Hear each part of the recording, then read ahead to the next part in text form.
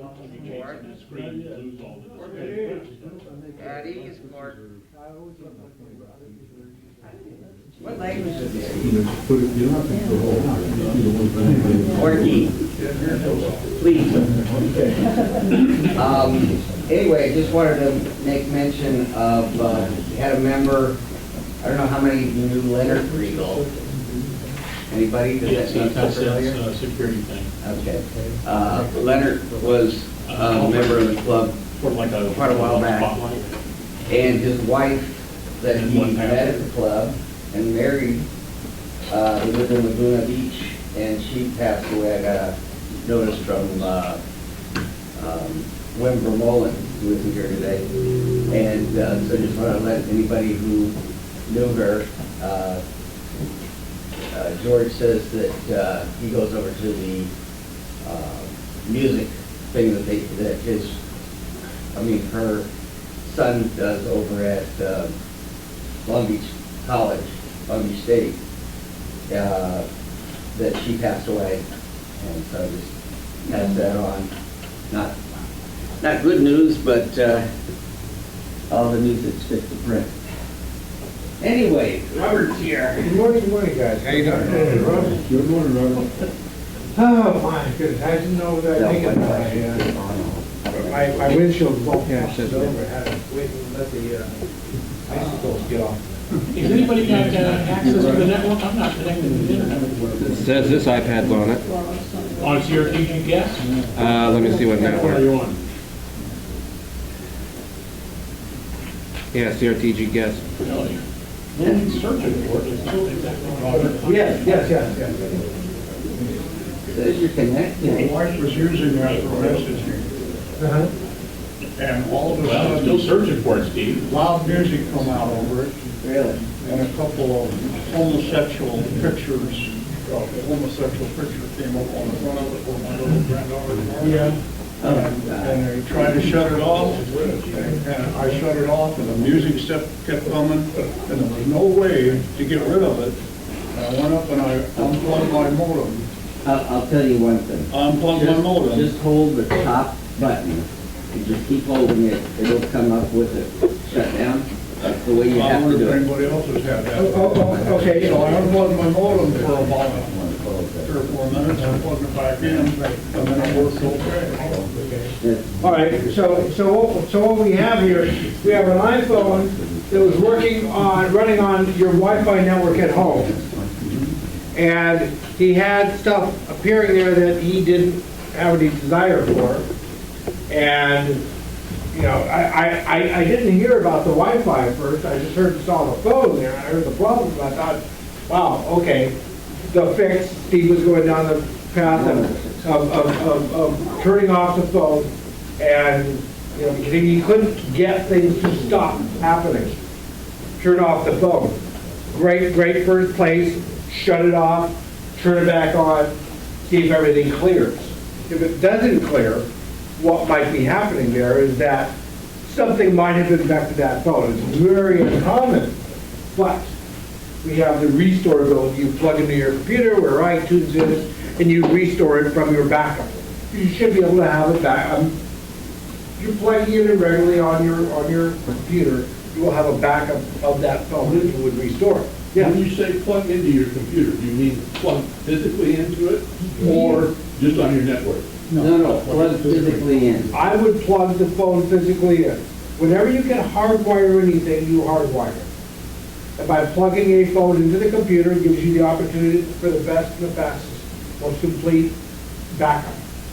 Okay. A phone is a computer. I was just trying to get it to stop. I get you. Trying to get it stopped. You want something to stop, turn it off. It didn't, Square one. It didn't quit though, the music stayed on. Okay, if on an iPhone and most phones, you press and hold the top power button, press and hold it for 2, 3, 4, 5, 6, 7 seconds, it'll come up and say slide right to shut off. They can be shut off, they just shutting them off like computers. Sometimes the best and easiest, quickest fix to shut it off, wait 5, 10 seconds and turn it back on. It's a computer. And those old rules still apply there. If shutting it off didn't work, as I said, go to a backup. If you have a phone, any type, you should be plugging it in regularly because you want to have a backup on it. And whether you're using iTunes or whatever you're using, that will be the way to accomplish that. Now, we actually went to the next step because whatever he was doing wasn't working, and Don was saying how he was using Wi-Fi at home. Well, Wi-Fi is that router is another computer again. It may only be a $40 router, but it's a computer. And apparently that Wi-Fi had been temporarily, whatever else, altered such that it was now delivering internet stuff that Don had no care for, so shutting it off and restarting it certainly would be the next step. Because it was the conduit for his phone to get this stuff that he didn't want. So, if they'll shut everything down, is certainly a great place to start when things are going crazy. When something, when a car is making terrible sounds, shut the puppy off. First thing you do, it's the same quick fix. So, it's all working now? It's okay. Right. When I plugged it back in, it looked like it was, but there's nothing in there now. Right. No, when we're getting stuff via the router, via the internet and everything else, a lot of times they don't have because we have better devices that are safer. They don't have the ability as often, especially on Macs and iPhones, all that. They don't have the ability to come in and to muck with your stuff as much as they used to be able to. The device is more secure. But what they have the ability to do is to deliver to you, at least temporarily, stuff that they want that you don't want. You can go to a web page and you may find it impossible to get off that web page because every time you click this button, well, it's just another button appears. So that's a temporary thing. You quit your browser, whether you force quit it or whether you shut off your computer, whatever you do, when you restart, they're not there anymore because they just got in enough to be able to cause you angst.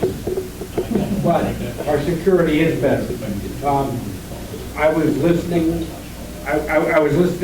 to some of the reality of what the other side ends up with, and oh my God, it is so disheartening to hear how much malware and everything they have, how their computers are actually taken over, and the amount of work that they have to do to have it running properly again. Did they just randomly pick me or how? Yeah. It might have been if you were using your browser on here, it might have been a web page you'd gone to. She was messaging. Okay. My son in Okay. Arizona for a while, not before that. Right, and if you're messaging, you're on the internet, you are capable of receiving a link, and that link might take you somewhere where you didn't think it would. Everything is done through enticement. It's kind of been frightening to have all that happen. Yeah. It is sad. There's no excuse for it. But, we're educated a lot more than we need to be about a lot of things we rather don't care to know them. So, can't help you on that one. But the fix was here is to shut it off. First start with the phone, then start to go with the router, because that was the past. You were on Wi-Fi. And that was it. Now, your odds would have been less if you had you not been on Wi-Fi, because that was one more link in the chain. They had the ability to be corrupted, if you will, if you own it. So, right, yes, of course. Just one quick comment or ask. Why do we not hear more about, and maybe we're just not doing it, the kind of penalties that these characters should receive to generate all this stuff? It's the same penalties that the people that would send you junk mail would get. The time it takes to chase these things is not worthwhile. It's whack-a-mole. I mean, to me, junk mail, that's fine, that's one thing. Well, there's no difference. But what's different is if it affects your computer. Before it was affecting your mailbox, and you had to go out there, look at it, go through it, put it in your trash can. That was a lot more work than today, when you're already there, and you just click that button and it's gone, and no trash cans filling up, and none of that other stuff. And in fact, you're in the old, so anyways, it's actually less work, but we feel there's more coming into it. That's not the same thing as the stuff that affects the computer. I hear you, I do. Yes. Two other suggestions for what may help the problem. The first one that came to mind was PhotoStream. Maybe PhotoStream was enabled, especially if it was a used device, and it wasn't completely clear. Maybe PhotoStream was logged in to the previous owner. The other is AirDrop, which I believe if your preferences are set to allow anyone to send AirDrop stuff, as soon as someone sends something, a preview shows up. I remember trying to send an image from another device, and instead of just saying, oh, there's a picture ready, it goes, here's the picture. Right. Without you even being able to say, here's this user, do you trust them to give you a file? Right. Right. That also could have been- Very, very wise, technologically real, there's other alternate ways that we can be getting information, new technologies with the phone. You mentioned PhotoStream and AirDrop. Things are being made easier for you, and at the same time they're being made easier for you, they're being made easier for the bad guys. Now, I'm not going to say, Don, I'm not going to go there first with Don, because I'm just going to go with my gut and say Don is not a PhotoStream guy, he's not an AirDrop guy, but they're real issues. And these are things that, yes, kind of why we're here, we want to put in the back of our head. One, what are the things to be careful about? And two, what are the things that can be biting us? PhotoStream is the way that you can automatically have your pictures stored up on the cloud as you take a picture. It's being backed up of sorts, and it's going up on the cloud. What you got going on up there, Fred? We're having trouble. Network's not working for whatever All right. reason. You had Airstream, and what was the other one? Airstream and AirDrop. AirDrop. PhotoStream PhotoStream AirDrop. Pardon me? It's working on this one. and So you put that OS, it's working. Okay. So anyway, PhotoStream, you're taking a picture, it's automatically being uploaded to your iCloud account, such that you essentially never have to take the time to manually move it up. It's automatically up there for you, which is in essence backing it up. If you use your phone at any point in time, your pictures, those things that are not easily replaceable, you're already backed up. The good, that might be a great thing. The bad is that you may not be wanting these photos to be everywhere. So you have to have the consideration. But in the same way that you are receiving photo streams, pictures from other people, you could be receiving photos from a bad guy. AirDrop, a way to, through the air, have connectivity for printers and for those other kinds of things that you might want to be doing or passing contacts. Again, it's easier for you, but it's easier for the bad guys to do also. Fortunately, with a proper, wise, caring company behind you, which I'm considering Apple would be, they're going to design these things with a significant worthy amount of security. So I'm going to say, Don, that wasn't Don's path. I'm not going to go down there first, but important to know about and be aware of. So there you go. All right. So we started off here with the questions about an issue, a problem. Anybody else had an issue, a problem over the last month you wanted to get a resolution? Yes, sir. I've got Maverick, but I do not want to upgrade to Yosemite, but I keep getting my upgrades. I've gone into systems and everything else to try to prevent it, but I can't stop it from keep asking me. Okay. I'm going to back up a second and not say you're wrong, but I want to understand a little bit about what the situation is. You're not wanting Yosemite because? Don't want it yet. Okay, just not ready. Not ready. Don't really know why, but I'm not ready. You have that right. Well, they keep talking about this other thing, trim or something like that, and I didn't want to get into there. Trim? Something about Trim support on trim SSDs, support, I believe, yeah. which only affects you if you're using SSD hard drives. And that's what I'm doing. Okay, all right. Okay, so he has a reason, whatever it might be, he doesn't want to go to Yosemite. Now, you have the ability to turn off automatic updates. And that would be where I would start first. I've not tried to quiet the notification that I've updated. What you're talking about is the little message in the upper right-hand corner? Right.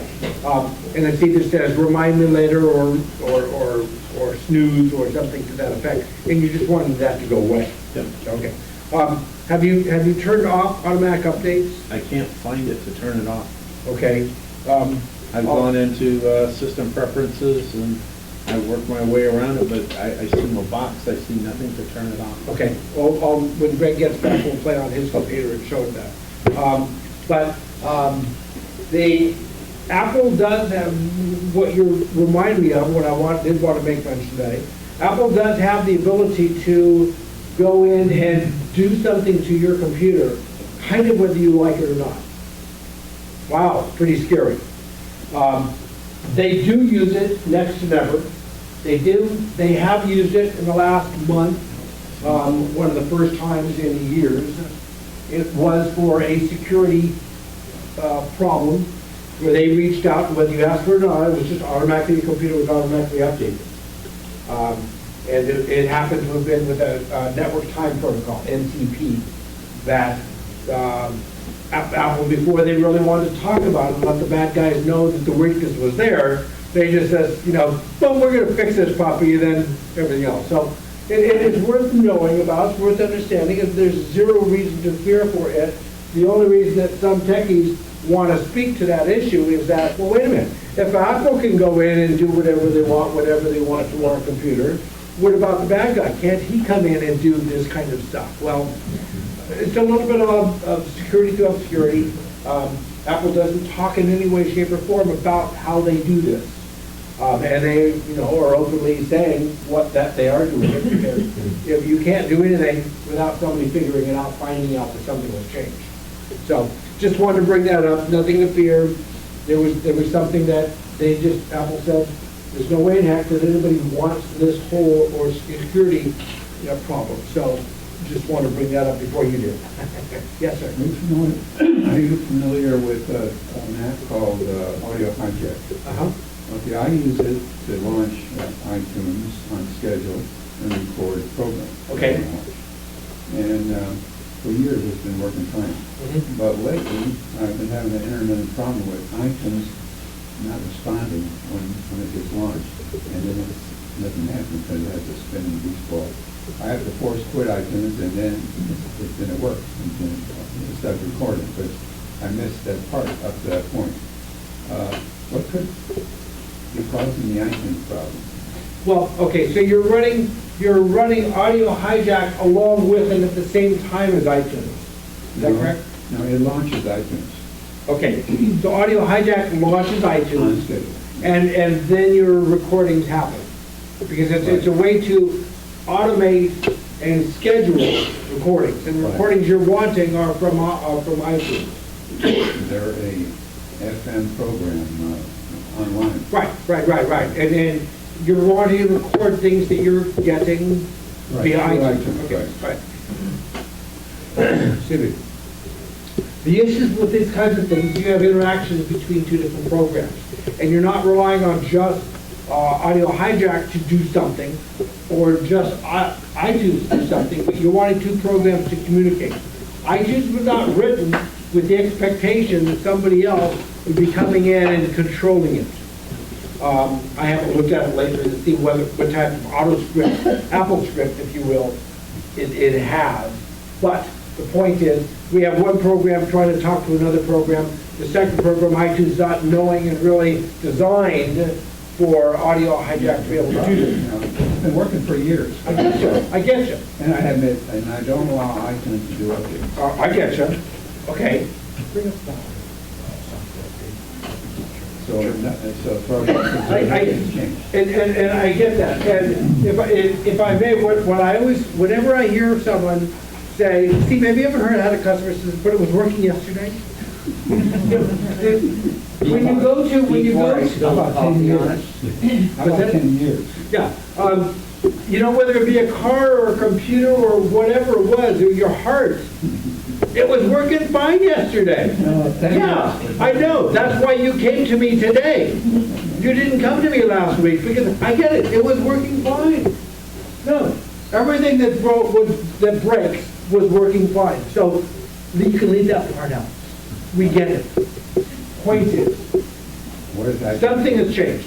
The operating system has changed, iTunes has changed, audio hijack has changed. Something has changed. It could be. Maybe you added more stuff to the computer. Maybe there's less space on the computer. Have you used your computer in the last 10 years?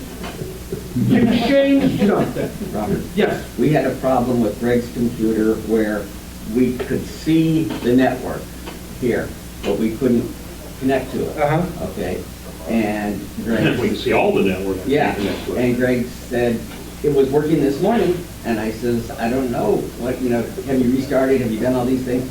Finally, he got the idea, let's change, because he has another drive you can boot from. He booted from there, it's on. Right. No, we can figure it out. I'm not saying they're not worth it, they're fun to figure out. But I'll tell you right off, what I just now noticed is, I'm not the right now, but that boot camp partition is not showing up on that boot to the primary drive. Okay. And I also don't get right mouse click eject or any of those other. The only way I can eject an external drive on the normal operating system, I just noticed this the last few days, is to go to disk utility. That's the only way I can get rid of an external drive. But I said to you, you use your computer aid because the things that we do sometimes are not obvious to us. And sometimes it's just a matter of, wow, we push it over the edge, it needs X amount of free space to operate. And because we've been doing this over here and taking away free space because we created a document, a single 32K document, it now took it over the edge, and now it doesn't have that, 1.485 megabytes of whatever to work. Whatever it was, it hit that point, something was different, and now it's working different. So we have to be able to step back and say, okay, I didn't do something differently, but maybe some software update that happened over here took up space. It can be those simple kinds of things. So that's where we have to go back and really start from square one and see what's going on. The simple things, check to see whether your audio hijack is up to date, check to see whether your iTunes has changed, what has changed. Look at your software updates. I think Greg is pulling up, Greg has his app store up there, and he can go to updates, and he can see if he goes to updates. I'm there. Right, you're there? Okay. So it said, okay, updates installed in the last X number of here we go, in the last 30 days. So these kinds of things will be where you will go to see perhaps iTunes was updated. Been there, done that. Good, excellent. And I don't allow iTunes to update unless what it says up there is something that I think is really important. Okay. Because I use iTunes in a very limited fashion. Okay. I don't do all the stuff it's designed to do. Okay, gotcha. All I use it for is to play, music to my most. I get you. Now, we've got a one-sentence statement here of what that's doing. But I'm going to tell you that whatever that says is not nearly as informative as you would like. And they give you another link that you know that'll be even. I would say only the security updates would possibly might be involved. Okay, the problem is, Apple doesn't bother releasing an update for tiny little itsy-bitsy things. They got more important things to do. And wrapped up in that is an amazing list of things that they fixed and changed and everything else. So anything that changes, you have to be understanding and aware of. Now, I understand the concept of not updating. I know some people that just aren't big on updating. And I'm not going to argue with you to say that it is or shouldn't be something you're updating. But I'm saying that sometimes what looks like something you don't need, you do. And I'm going to say sometimes the things that you don't think would have anything to do with it, do. Because nobody cares to think that you need to know absolutely everything about it because you wouldn't understand it or care if they started telling you. It's called TMI. And I know when I need to stop, and I'm going to stop on this moment because something has changed. Make sure your audio update's there. The next thing you can do is you go to Google, start Googling and see what's going on, why it's hesitating. I don't have that exact answer. What I can tell you is how to fix things, and you're well experienced, you know how to fix things. So I can't tell you why audio hijacking all of a sudden is new. Okay, I didn't even try trashing the preferences of it. Sure, that's another good place to start, no question. But, is your iTunes all by itself working just fine? Well, once I restarted, it worked fine. Okay, if you don't use audio hijack, does iTunes all by itself work just fine? My recollection is that sometimes I still get the non-responding thing. With regard to audio hijack. Bingo. There you go. So now let's not focus on audio hijack, let's look at and what we're talking about here is iTunes. iTunes is getting its information off of the internet, which involves our cable modem or our wireless router. So let's not focus over here, let's not get over concentrated on our audio hijack and say, well, maybe iTunes is not getting the signal that it needs to give us the information we need. So we have to not focus in on something that may not do the most significant issue. We're saying iTunes, has other problems at other times instead. So debugging is a very, very, very interesting place. All right, so Drake's over here, always playing on the computer behind me. I have no idea what he's doing. So he's doing what? Is he good at software? Yeah, there is no there is no line item software update anymore under Yosemite. Because it was just taken to the App Store anyway, let's just go to the App Store. Okay, right, yes. But the preference to turn off the auto. Oh, the automatic? Yes. In system preferences, isn't it? That sounds familiar. And I can't remember where it is in here. Try the App Store. Well, that's a good idea. And then we have a checkbox for. Install app. There you go. Right, yes. Install updates. Right. So if you turn this off, if you turn these features off, is where you're going to then not get things, the statement, do you want to? Because these are, some say download, and so the theory is, okay, he's asked to download it, let me now tell him that they are there. So if you turn off download, it doesn't know to go tell you. If you turn off the auto. So some of these things, it'll download it for you and wait for you to specifically say now is a good time. Some of these it will just automatically do for you if you tell it to do whatever you think it needs to be done. And others are, don't even bother looking, leave me alone. And so as I just said a moment ago, Apple sometimes will even ignore those, but that's not what we're talking about. Thank you. So, okay, yes, Yeah. I've had one that's come up. one month.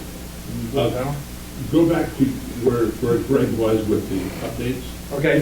that have the security, little emblem of the security. Uh-huh. Well, Well, he's gonna go with, there we go, Yeah. And these are those updates. Okay, there we go. the top one on the left. Yeah, the whole, yeah. The security update. Right. I've had that appear, and I've been afraid to click on it because I didn't know what it was, but what I'm hearing this morning is that's perfectly okay, and I need to do that. Okay. Well, you can always click on this and go read what it is. That happens, that specific one happens to be the one I was speaking of. Okay. Network time protocol.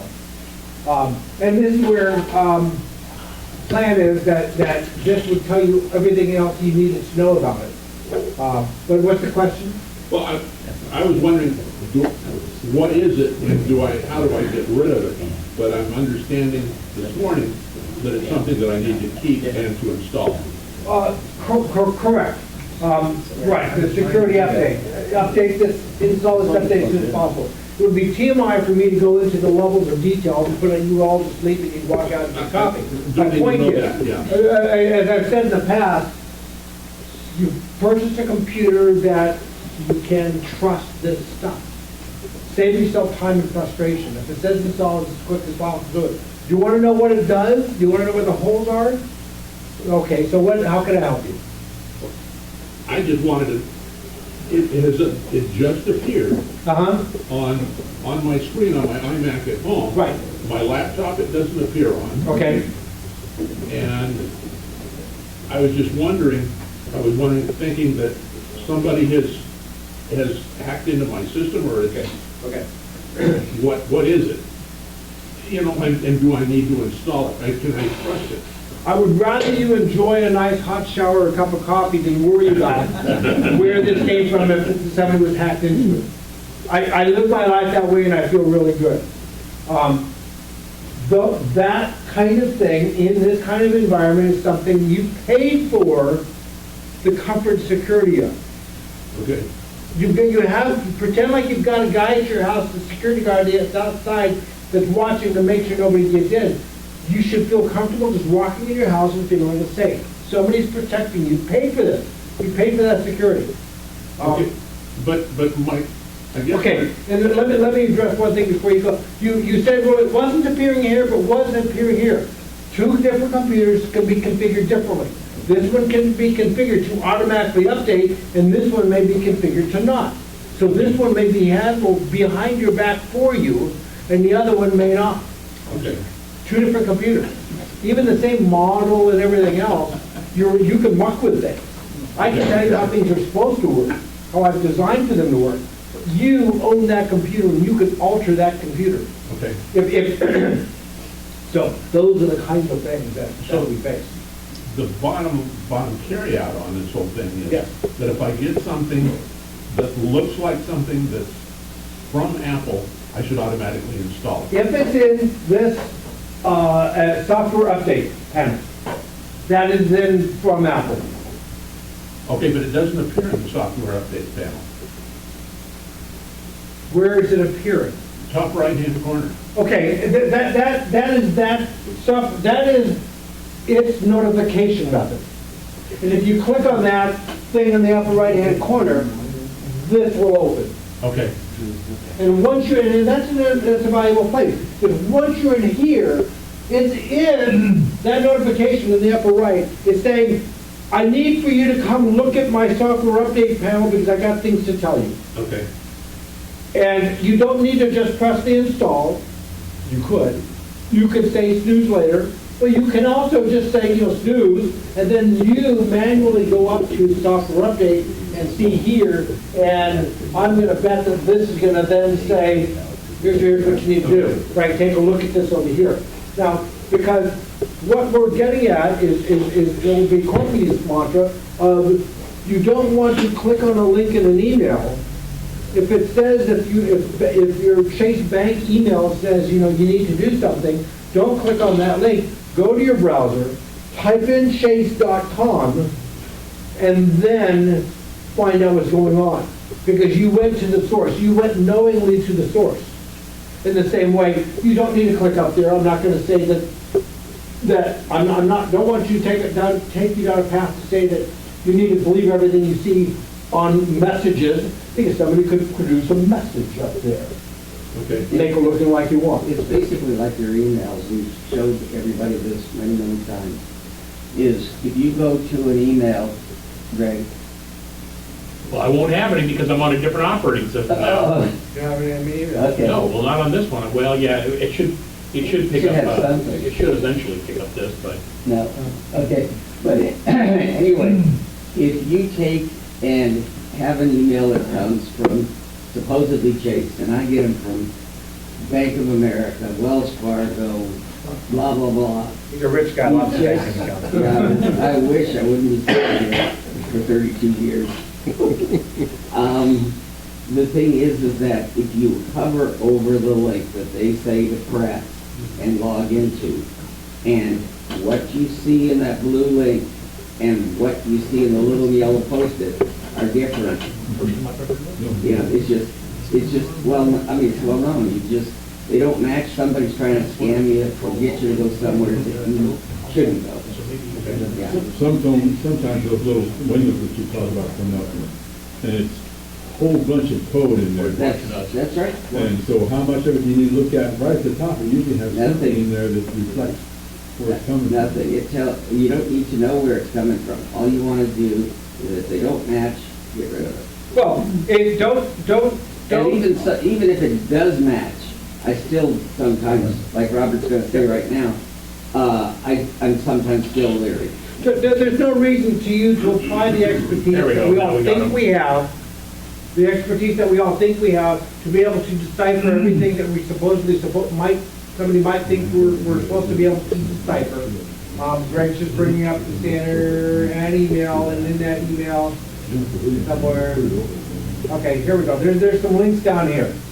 Okay, he's gonna hover over it, and we might say, well, there it is. Okay, now, if he hovers over one. Okay, let it go. There it is. Okay, so we've got stuff here that we can say, I know what that is, but maybe you had a bad day. Maybe you haven't had your coffee yet. Does it really?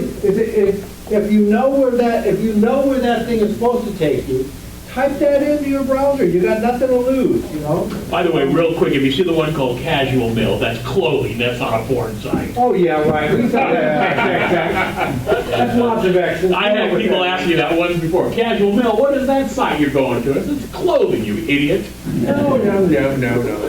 That's your wake up call. Anyway, point is, take the time.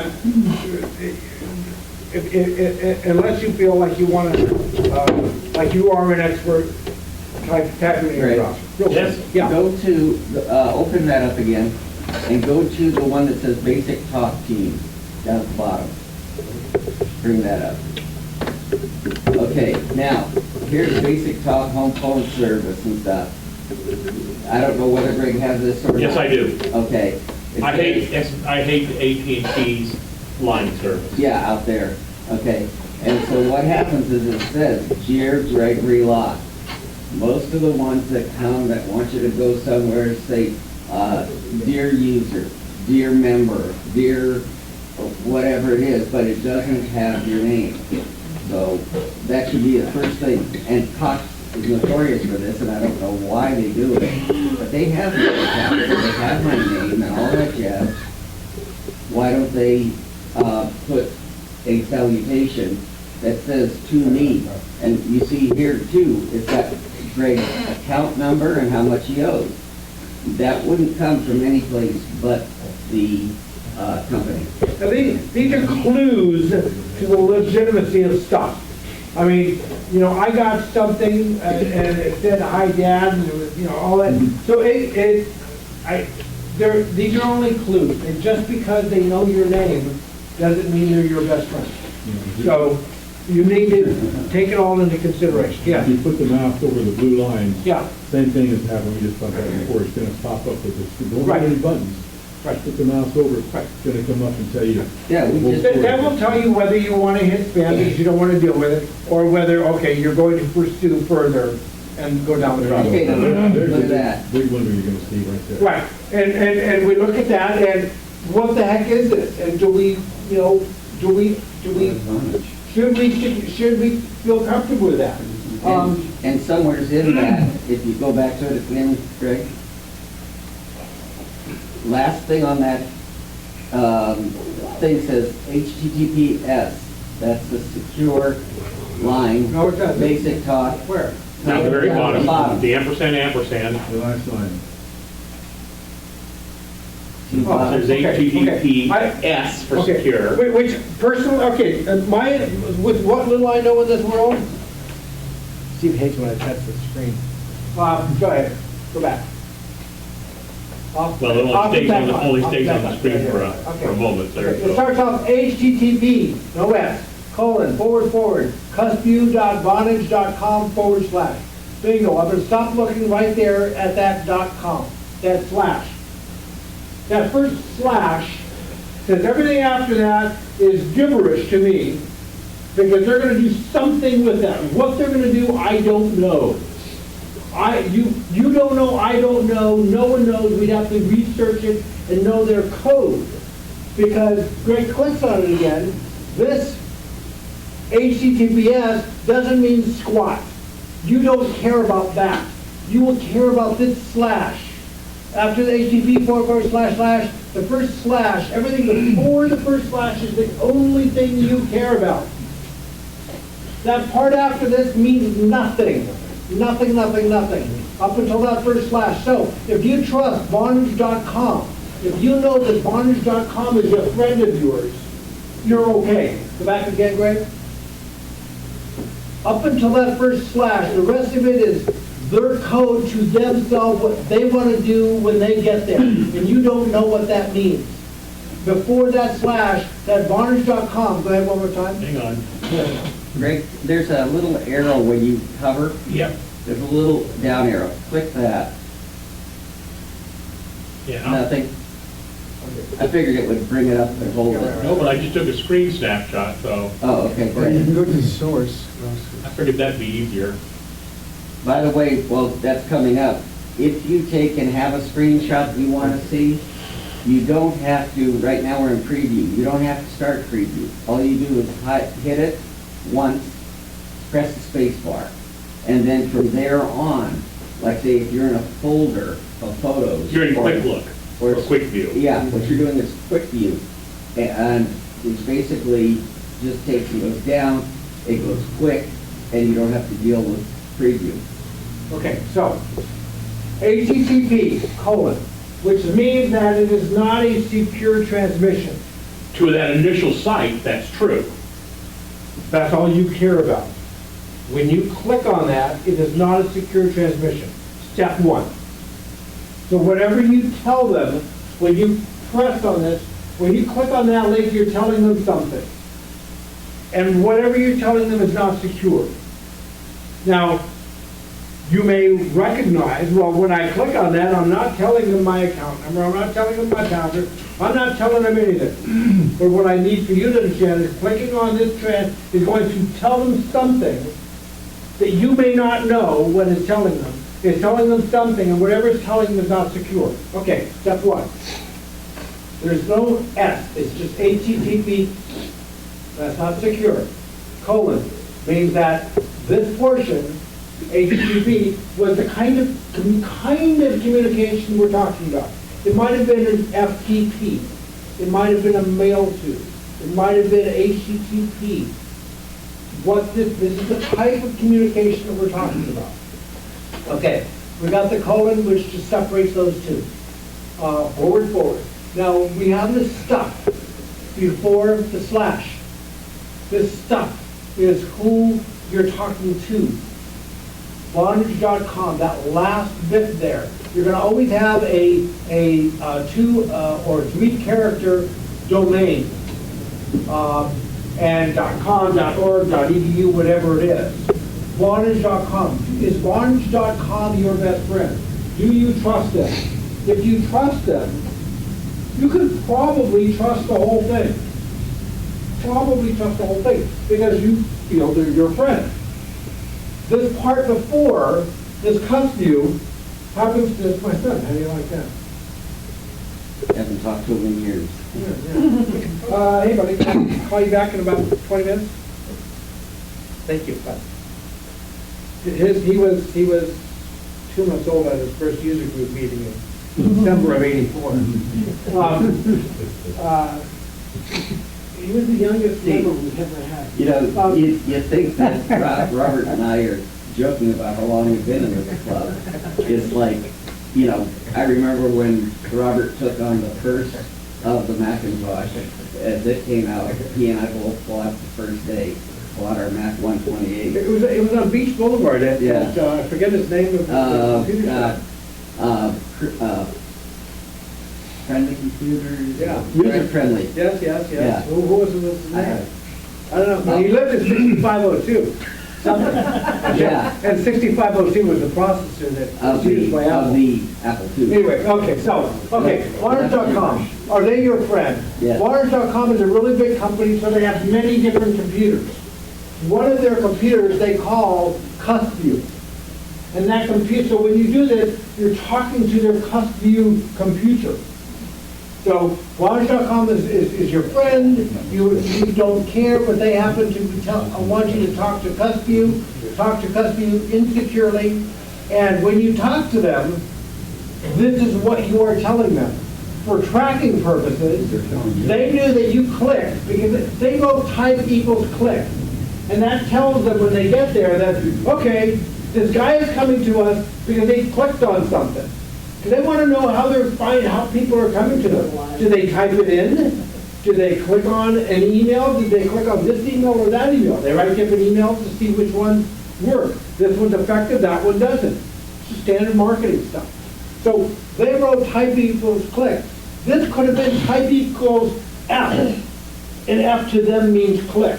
This just happens to be the word that they chose to use to understand it. They can put whatever they want. They can, instead of saying type, they can have PS, doesn't matter. Everything after this is their jargon to themselves. Somebody there, some programmer said, I'm going to be nice to myself, and I'm going to use English, because I don't want to have to look it up later to see what the heck it is. Basically, because he's halfway smart, he's got these ampersands. Every one of these ampersands demarcates something. This is something, that's something, that's something. And these are all things that they want to know. So here's a message ID, and a mailing ID, and all of this kind of stuff. More another message ID, the database ID. So all of these things, this is who it is that's writing to us, and a serial number, a user ID, all this kind of stuff in there that's going on. Now, what this one happens to be, this HTTPS, looks like what they want to do is, now that they know who you are and how you got there and what email you provided and everything else, now they want to bounce you over to a secure server. So when you click on that link, you will be bounced onto a secure server. Go ahead and click on it now if you wish, because we feel that these guys are okay. And so now it's going to take us to that lock up there. The lock in the URL says that we're on a HTTPS screen, and there we go. We see HTTPS. So now we know that we got there. So now it is incumbent upon you to look up there and see, okay, I'm still talking to the guys I want, basictalk.com. And I'm talking securely. So now I can type in my password and stuff like this. A guy I trust took me to a place I can trust to talk securely. And one thing also in that, Greg, can you bring up the previous email? Okay, if you hover over online account, okay, there's in there, it says M ampersand user ID 21501 blah, blah, blah, blah. That may not even be your user ID. It may be an encrypted version of what his real user ID is, which is 101248, like that. It's a user ID in their system. In their system. Right. So I guess the point here is, if you were forwarded this from a friend of yours, their email to you would tell, when you click on it, would tell them, these people, that you are this other guy, and take you to the website. So recognize that this is encoded, it's been personalized. Now, what you could do, what Corky would do, is he would look at this and go and type that into his browser. Because the fact is that, again, a person you trust says, take them to a secure place and log them in, but oh, by the way, they happen to be this person, or this person responded to the email. But the point is, when you get there, it's still incumbent upon you to look, because that's just the right thing to do. But the one other thing is, don't get overly, I mean, don't go download your email and then pull the plug and do this. That way you're not connected to the internet. Just know what Robert's shown you and understand, if you're curious or if you're concerned, you check it out. That's how you check it out. But most of the time, I never worry. The bad things are so obvious. But it's interesting. Their English is. Let's look at the cookies. The English is terrible. We'll all have it because of being a brand new setup. So we'll have something. Yeah. No amazing stuff. Yeah, that's The items down there where we're talking about, all these message IDs, this is what an intelligent company, not a bad company, an intelligent company does so that they can figure out how to be effective to you. If they see that their customers don't open this email, but they open this one, we're gonna start, they need to know that so they can write in an email that you will open, so they can talk to you. Okay, so I asked Greg to come over here and open up Safari, and now we're gonna look at his preferences, to take a look at the cookies that have been set. And Greg says, well, I haven't really, go ahead, details, yeah. He said, I really haven't used it, so I don't know if I'll have. This is the first time I've gone to Safari, look, it's already generated 35 cookies. Right, exactly. First time it's been used since I just put this operating system. There you go. So let's go to Amazon.com, if you dare. And let's look at the details of that. Yeah, I didn't do that. The details of the cookie itself, you mean? Yeah. Or go to the site? Yeah. I don't Oh my know God. if you can. Double click, Greg? Nope. No, all you can do with it is remove it. Open up Chrome, please. I don't know if I have Chrome on here. I might have it on the old drive. I'm not a big user of Safari, and we could go down that path, but I'm believing that we could have looked at the details of the Safari, and Greg or I will come up with the method by that, because this is important stuff. I use my cookie, I wouldn't call it my cookie cleaner, but I examine my cookies because some of them I don't need, that I don't benefit from them on. You look for Chrome? What browser do you use? I use Chrome, there we go, Google Chrome. Nope. That's right, Google Chrome, and, yeah, go ahead and just log in, or whatever. Give us, I'm sure if we went and looked right now, we would already have some cookies. Because it benefits you for you to have cookies. There you go. And so now we can go to, scroll up there, and we can hit Show Advanced. Yeah. And Content Settings.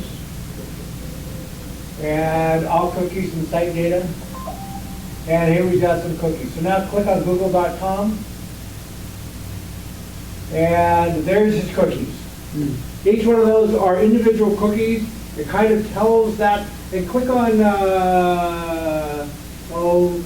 one of those. Google Analytics. Click on any one. I'm not familiar with any one of those specifically. Okay.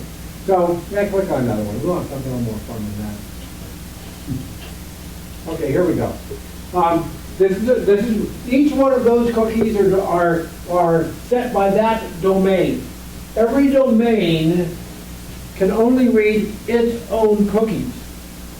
So a bad guy can't go in and read somebody else's cookies. And so Google.com is different than Google-Analytics.com, different than whatever. And 6 cookies. And each one of those are cookies, and this is what's contained in the cookies. And this is what they're doing. And so there's different kinds of cookies. There are cookies that are what we call session cookies, and there's cookies that are a session cookie ends theoretically when you quit your browser. It goes away, it doesn't remember anymore. A cookie, when you go onto a shopping website, Amazon, whatever like that, and you fill up your shopping cart, when you move from one page to another, you want whatever's in your shopping cart to still be there. Because when you end up changing from one page to another, it needs to be remembering what you added to the shopping cart on each and every page. And that's the idea of cookie. You press, I want one of these, it sets a cookie, you want one of those. You go to a different page, it needs to be able to remember what you wanted. So you want to buy something else, it adds to that. Now when you go to check out, it looks at all of the cookies and says, oh, he wanted 2 of these and 5 of those. Here, let's sell this to him. If you didn't have your cookies turned on, you would get to your shopping cart and it would always be empty. Because you've not allowed it to remember what you want. So that's what cookies are. So cookies is As something. Robert says, it's a lot of stuff that is interesting to know, or it's fun to know, but it's like, all I want is give me my stuff. You don't care how they keep it. And the basic thing that Robert mentioned was only the company or the site that wrote the cookies can read it. So Right. Right. And TMI is you'd rather be somewhere else than get TMI. So I'm trying to present the things that are kind of interesting. Yes, sir. Okay, experience is something that I was going to purchase a well. I didn't realize there was a special going off for today, but so I went off and got an email a day or two later saying, your shopping cart is still open. Do you want to purchase these? So that was more than a special cookie. It was more than a session cookie, absolutely. There are session cookies that end when you quit your browser, theoretically, and there's other questions that are retained over time. And the session cookie, the one that's supposed to disappear when you shut off your browser, you have the ability to override that. When you say, when I restart my browser, open up the pages I last was viewing. Or when my computer crashes, I want to be able to reload on request the things I last had up there. If you set those actions, the only way I can do that is by remembering the session that you left when you were last there. So you have the ability to override this safety feature. The safety feature of when I quit my browser is safe, no one can get there kind of thing. I want to mention those. But in general, I really don't want people to leave here uncomfortable or scared to act. I want to share with you the things just so you have a comfort, what goes on. So, again, the created is pretty obvious. The expired is often interesting because sometimes it'll expire in 10 years or some weird thing like that. And sometimes, okay, so accessible to, so that's about all you're going to pull out of that particular one. But these are the things that your friend in this domain is saving for you to make your life easier, so that when you come back. It was interesting. I was doing a search for a type of shoe, and I went and was doing a bit of research for it, and I finally found it, and I bought it and everything else. Well, for the next week or two, I kept getting these ads for that kind of shoe. And yeah, that's Google selling their ads. That's the way they make money. They make their money by selling ads, not by being a search engine. That's how they get information. But and so it's I'd like to be able to say, I got the shoes, guys. Go away now. Don't need to hear about it. But there's no button for that yet. But anyway, they're trying to help you. They know they think you're looking for that. Yes. I like it when Amazon comes back and tells me that the thing that's in my cart has been reduced in price. There you go. There you go. I mean, should we argue about that? You'd rather see an ad for that than an ad for roof repair when you don't own a roof. So that's where we're going down. Yes, sir. By the way, continuing my previous question. Yes. I did do a little lookup here, and one guy deleted a folder called Sync Services folder to solve his problem. If you go on the Apple site, they tell you that they discourage doing something like that, but you can reset that folder. Yes. And they give you a terminal command to do it. Right. Yes. Sync Services used to be a far more in your face item, and there used to be an application specifically for that. And it was confusing as all get out, and people didn't have a clue what the heck it was doing and how to make use of it. So Apple, like it has done with many other things, has just put that aside, put that out of the way, and said, don't worry about it, I'll take care of it for you. I understand it's difficult.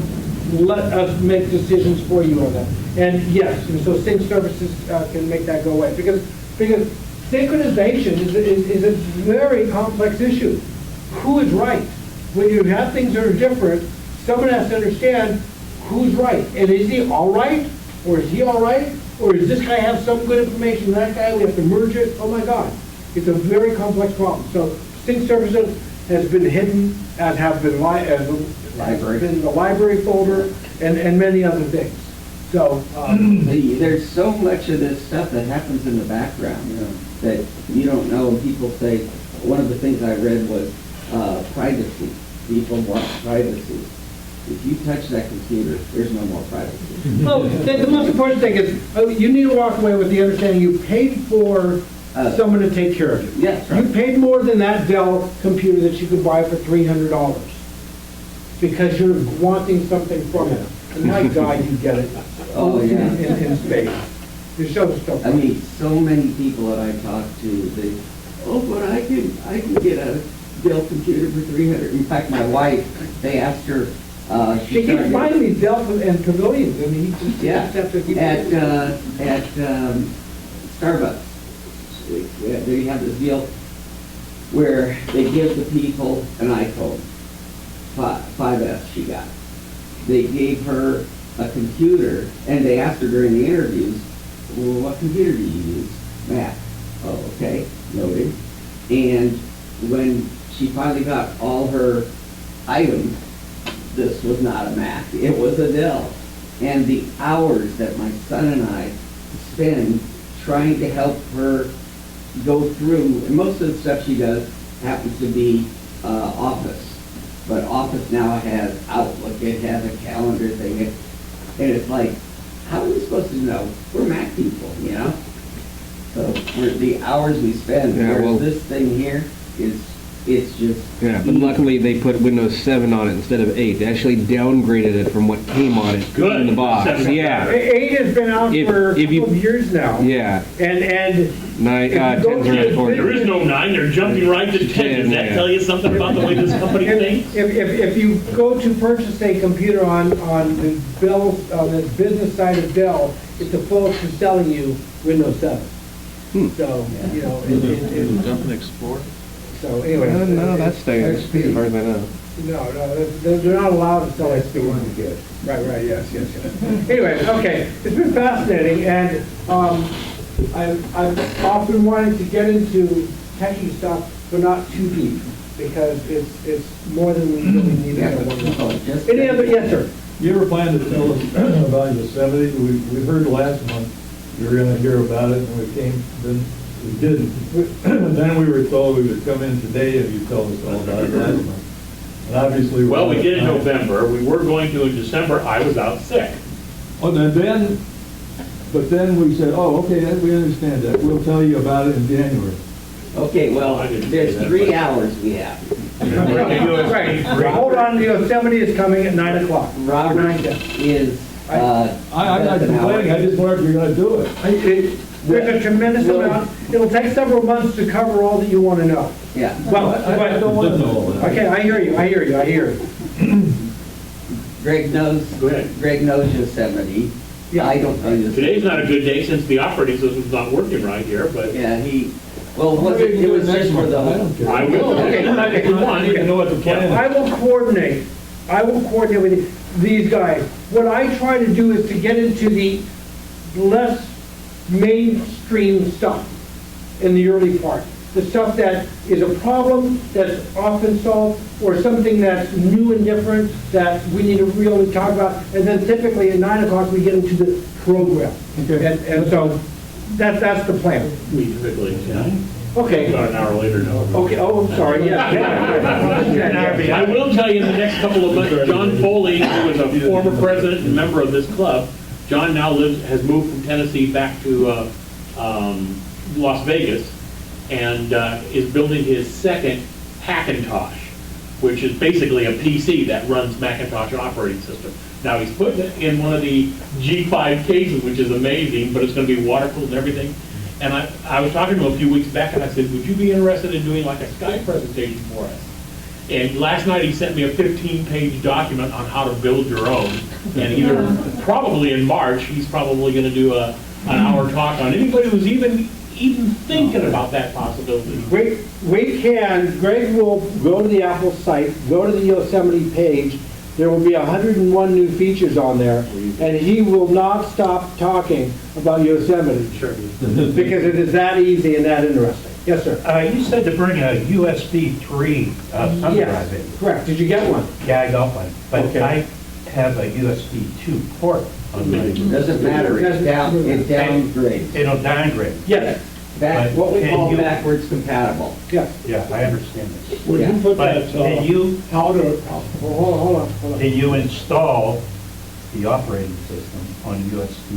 Yes, yes, and we'll cover that as well, that's another question. The key was, This is a 500 gig solid state external drive I just bought here a couple of weeks ago. Thank God I put an operating system on it, or this laptop wouldn't be working right today. But yeah, it's no big, it's the same idea. Why would you need a thumb drive? Why can't you just put it on an auxiliary? You can. you can. Okay, I can't fit a hard drive in my pocket. I can fit a thumb drive in my pocket, and even cute. Point is, the thumb drive is just smaller, cuter, easier, in your pocket, everywhere you go. You should have one of these because you're over at your friends and he wants to give you something and you want whatever it is. It's a floppy disk of yesterday, you know that. USB 1 came out, USB 2 said, I can do everything that 1 can do plus more. USB 3 came out and said, I can do everything 1 and 2 can do plus more. And so, and I'm bigger and I'm faster. The trick is USB 3 is much faster, that's the best part of it, than USB 2. So when you're doing stuff that involves a lot of stuff, you want to move as quickly as possible. So I highly suggest in this day and age, it's amazing how the size you get for so frickin' cheap at price for USB 3. There shouldn't be any good reason to buy anything other than USB 3 anymore. Really. I mean, it may be bigger than what you need, but so what? The other You don't thing, have a USB 3 port. No problem. matter. No problem. you're basically future-proofing. But there's no sense of buying a 3. Yes. Yes, there is. Sure, future compatibility. Yes. Feature compatibility. You might upgrade your hardware. Wouldn't it be nice to have all current pluggables? Because when you have this, you're moving stuff. And sometimes the stuff you're moving is not from here to here, but from here to here. So if you're moving it from here to here, this may be 2, but this may be 3. Okay? You're not moving it from one place to another as often. Maybe you are doing it sometimes, but the fact is, that it is economically wise to have the capability to move at a faster speed. the plugs the same? Identical. The plugs, the only difference of the plugs is color. It's a blue color for Right. 3. Mine right here that I have 3. It's probably a black connector. It's a black. Black or connector. white. But the thing is it's got 10.6, 10.9. You know, if you lived in a small town and the speed limit was 35 miles an hour and you never went anywhere, would you go out and seek a car that was cheaper because it could only go 35 miles an hour? No, you're probably going to buy the regular car because it just made sense. There were made more of them and everything else, and you know, and you just might be able to get out of town someday. And well, the thing is, say for instance, Robert, they want to go to Las Vegas and they got those big open stretches. And if your car goes 35, that's the best you can You know, do. I don't think you're wasting your money to buy the 3. That's my advice. If you want to buy a 2, buy a 2. I got lots of 2s. You want a 2, I'll give you one. I'm not going to use it. There you go. Well, then, What can I say? You know, these things are trash. The older ones are trash because they're just, you know, they don't hold enough, they're not fast enough. It's kind of like, oh my God. The time it takes for me to sit there and wait for it to happen is worth something. Yes, sir.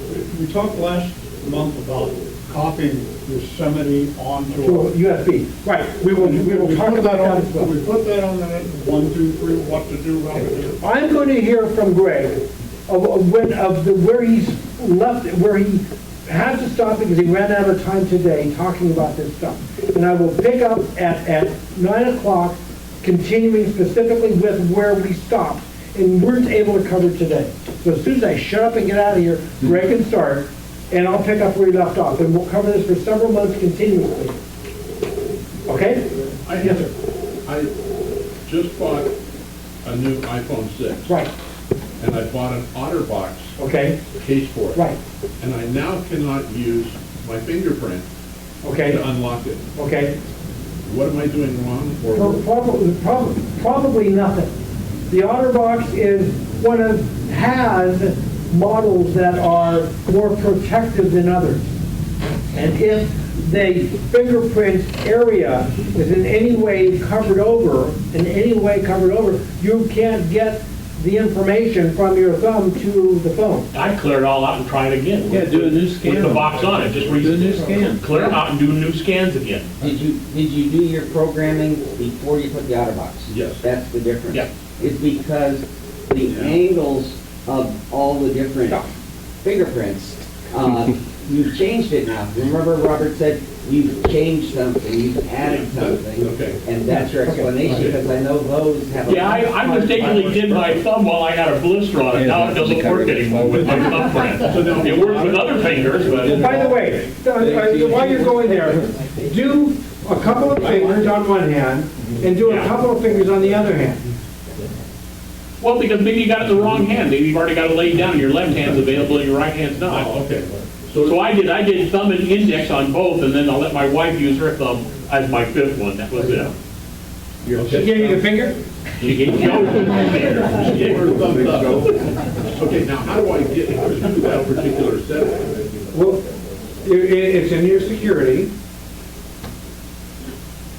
Actually, we're gonna have a talk on the iPhone in just a minute. I Okay, guess. there we go. All right. We're gonna run out of time, and we're gonna hit Yosemite for a couple of months continuously.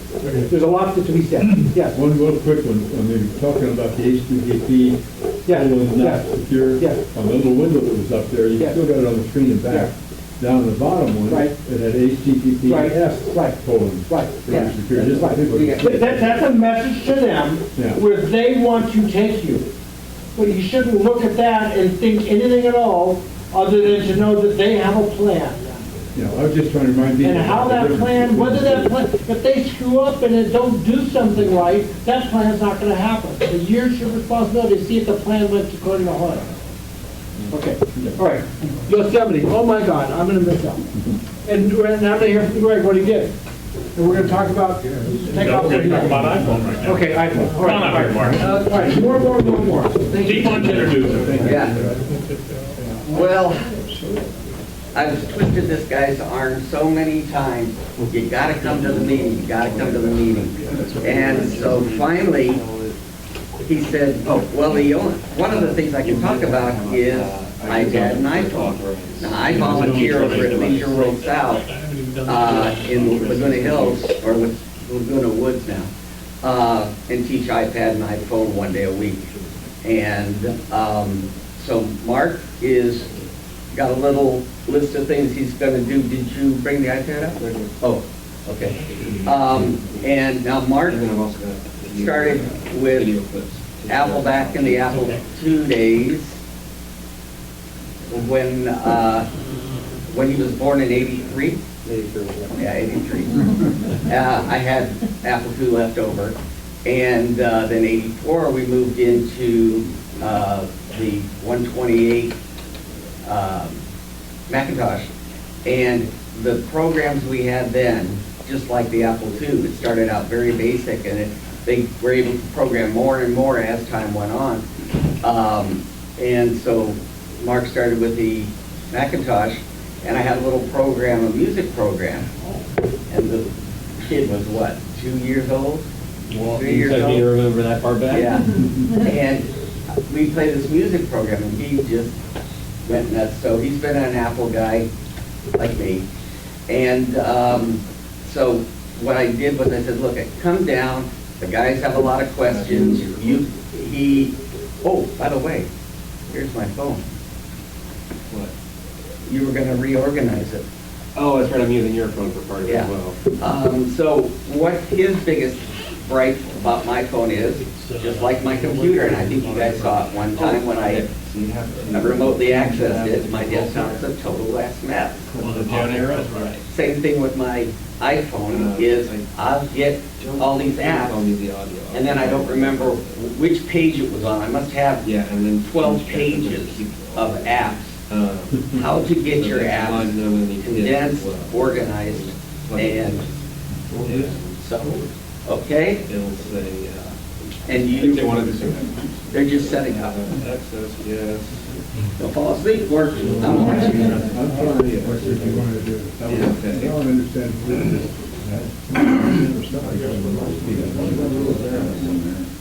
Because I couldn't.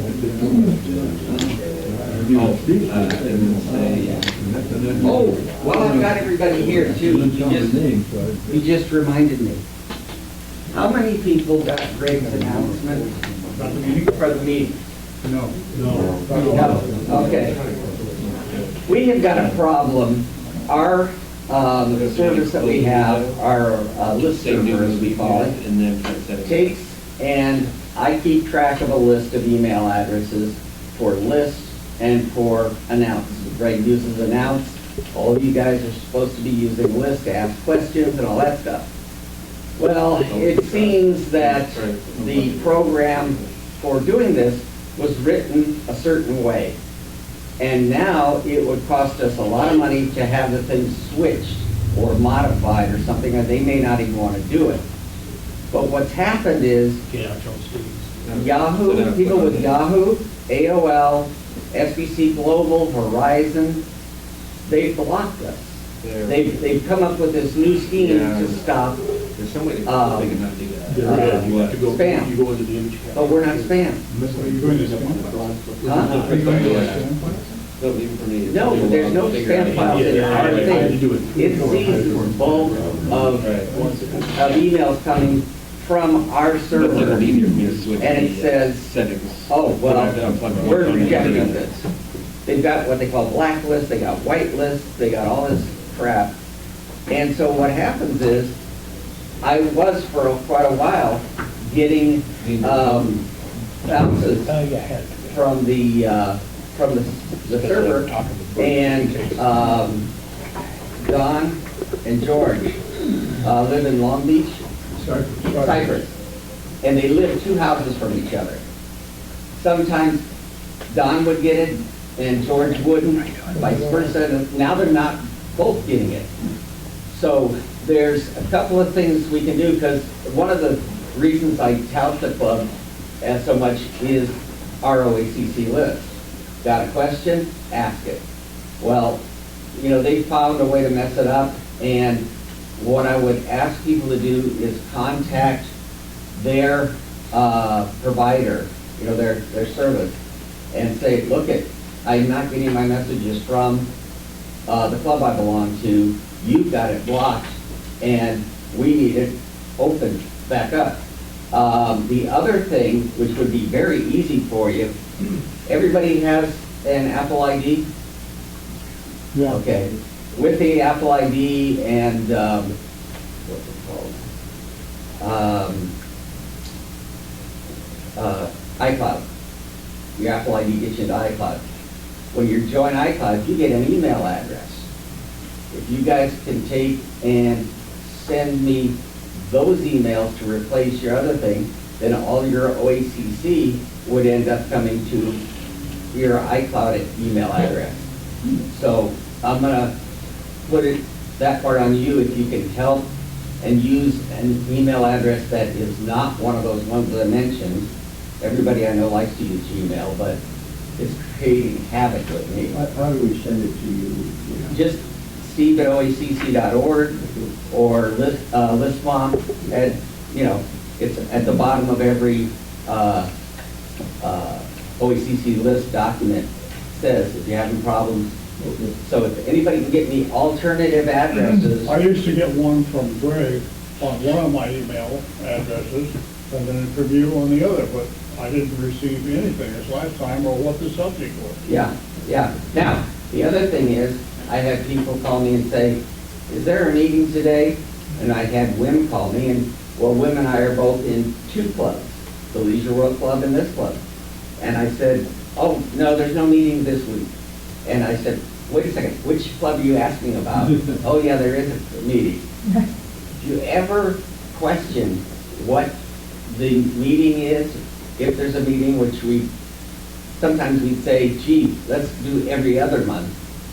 But the thing is if you ever have a question about whether there's a meeting, what the subject is or anything, maybe 2 weeks before the club meeting, Greg updates the website. All that stuff's available on there. You don't have to worry, you don't have to call or write emails. Just look. Very simple, oacc.org. On that Apple email, there's a me.com and a mac.com. Yes. Doesn't make any difference. Doesn't make any Why don't difference. they just, Well, because at one time Apple was trying to be more generic. So they went with me. They thought that was more generic. Well, Mac before that. It was originally Mac, that's Yeah. right. But it's also the same as iCloud.com. They're all Yeah. just aliases, that's all. They're just all, So it's whichever one you want to use.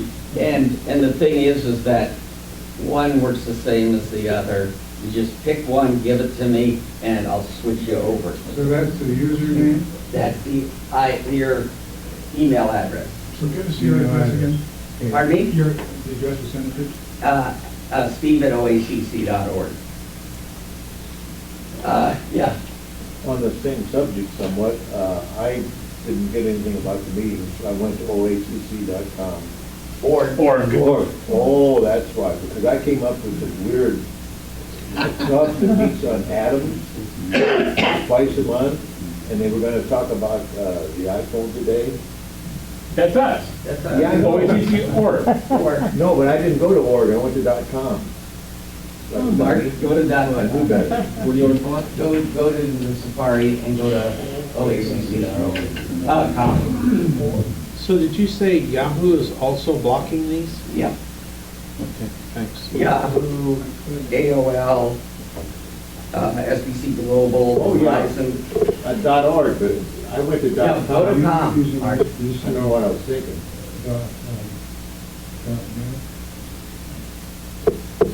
That's not, There was a whole group of them came up. that's not it. Okay, No? anyway, questions, Corky? This one also came up, I know. That's all right.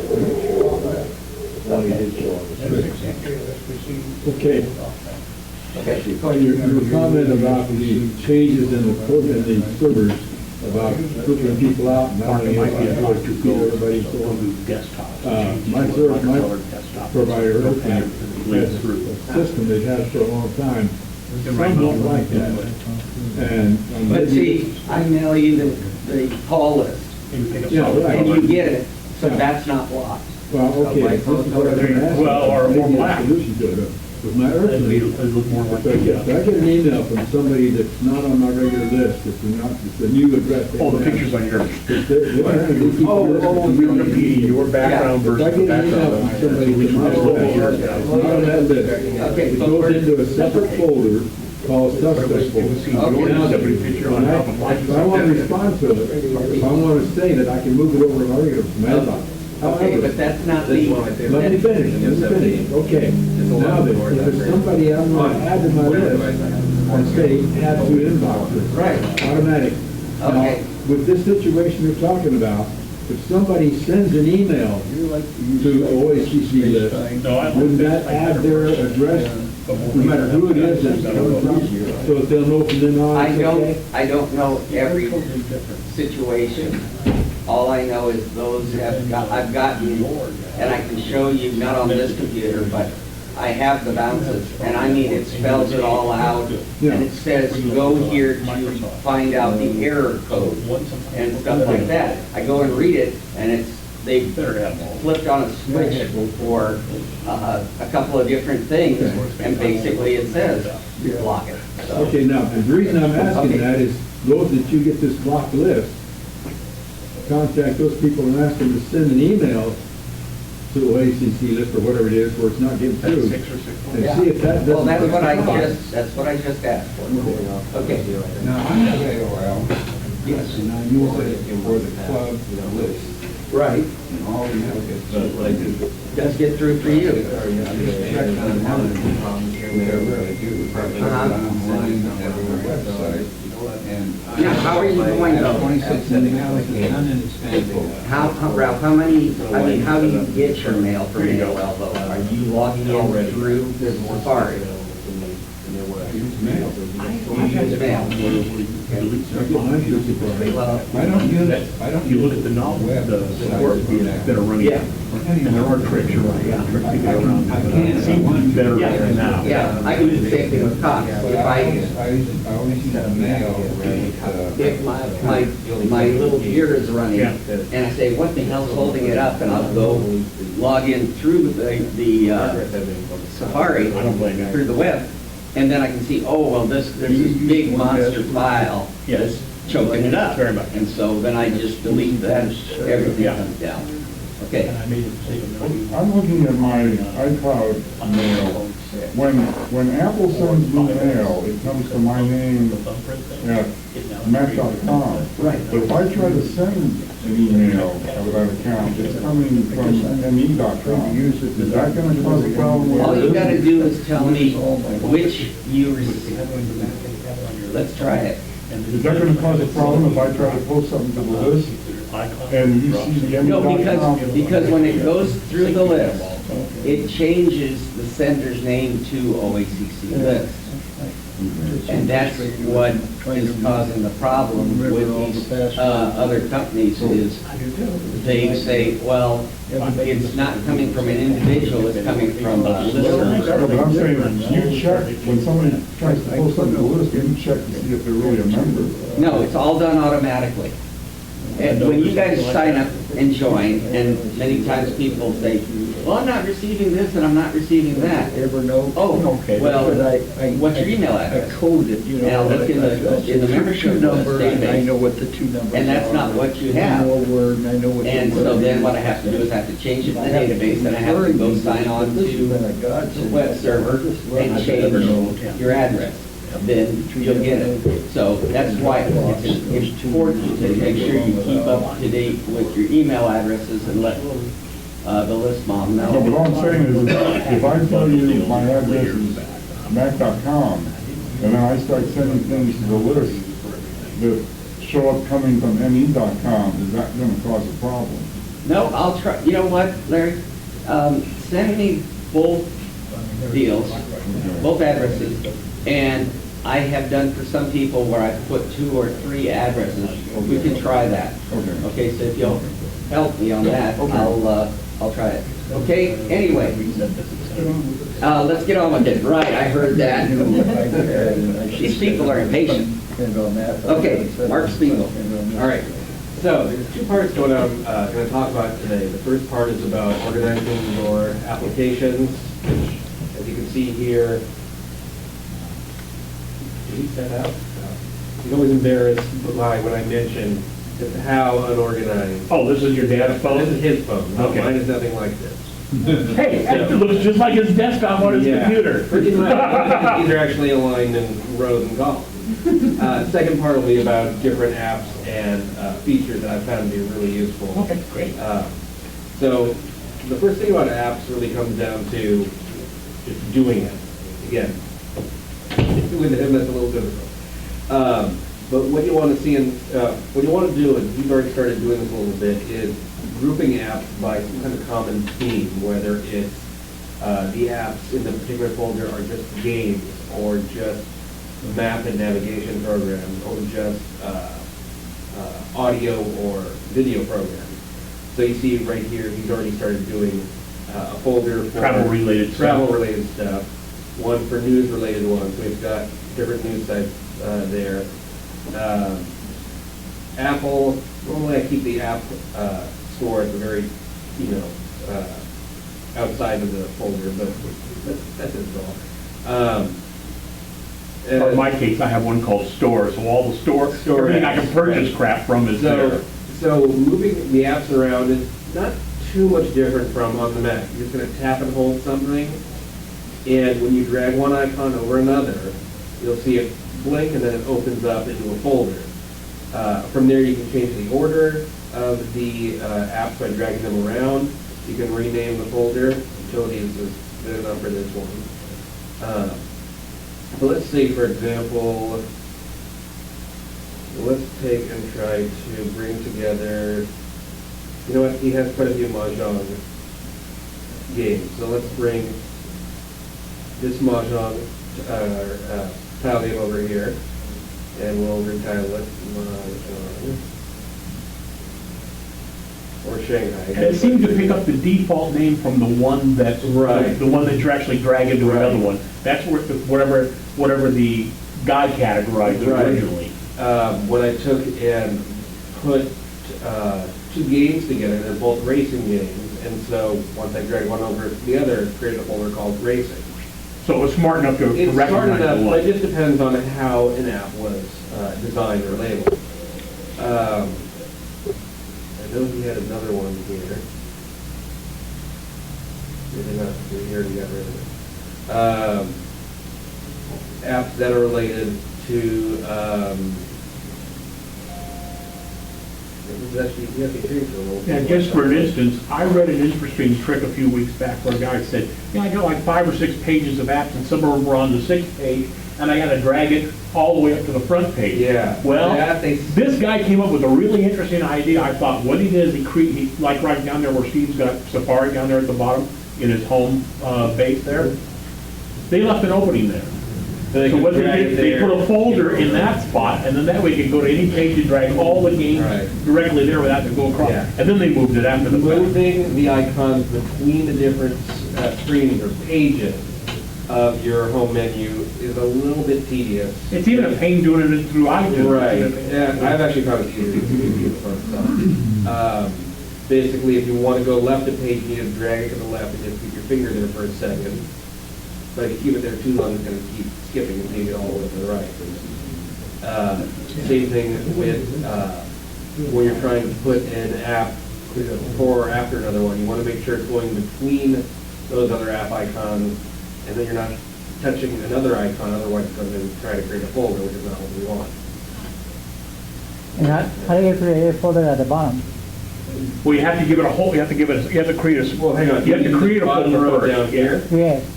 That, just that particular section, it only allows up to 4, they're more allowed on the 4 or 5, depending on whether you're using a iPhone 6 or earlier. You can't build a folder on the bottom. Right. So what you gotta do is you gotta create a folder up there and then swap it for one of the ones on the bottom temporarily. I'll swap it. Right. So you all understand what I'm saying?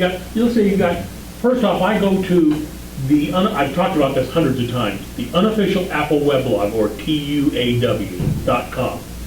And I check it every day, or try to. I check it every day because they'll have daily deals. Those are sometimes pretty good. But they'll also have apps that are free. And a lot of the creators for applications will make them free 1 or 2 days a year. Yeah. Well, once it's under your name, it's free for life, unless they make a major modification and bring out a version 2 or something like that. So consequently, I'll go to TUAW, look at the apps, and if it's something I don't have, I'll go ahead and download it, whether I want it or not. What do I care? Download it, get it on my phone, and then I trash them, because it's now in my purchased history. So even though it's a game that probably I could care less, but my wife might like it somewhere down the road, and she can use the junk that I use, I'll go ahead and get all the free crap, because I'm just that kind of guy, take all the free crap and then throw it away. But now it's in my name. That's the reason why I do that. Was that TUAW? TUAW.com. Now, while I'm on that subject real quick, there's a couple, the people who write for TUAW, who work on TUAW, are all across the country.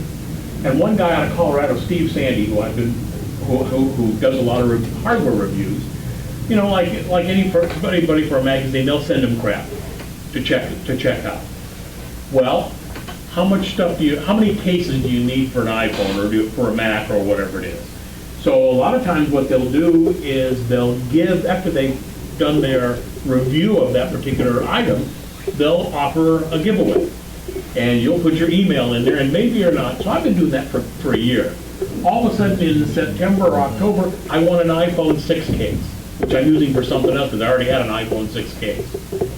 And then the following month, I ended up winning a wireless keyboard, very similar to the Apple wireless keyboard, because they had sent it to him, he did his review on it or whatever it is, made it for anybody who wanted to sign up for it, and I happened to be the lucky one that won that. That's a $50 keyboard that I got. I probably wouldn't have bought one myself, But I have to admit, I've used it with my phone and with my iPad several times at work. When I knew we were gonna have a meeting, I didn't want to take my laptop in, I'd just take the iPad and rather than have to type on the soft keypad, much easier to type on a full-size keyboard with it standing in front of me, was much easier to work with.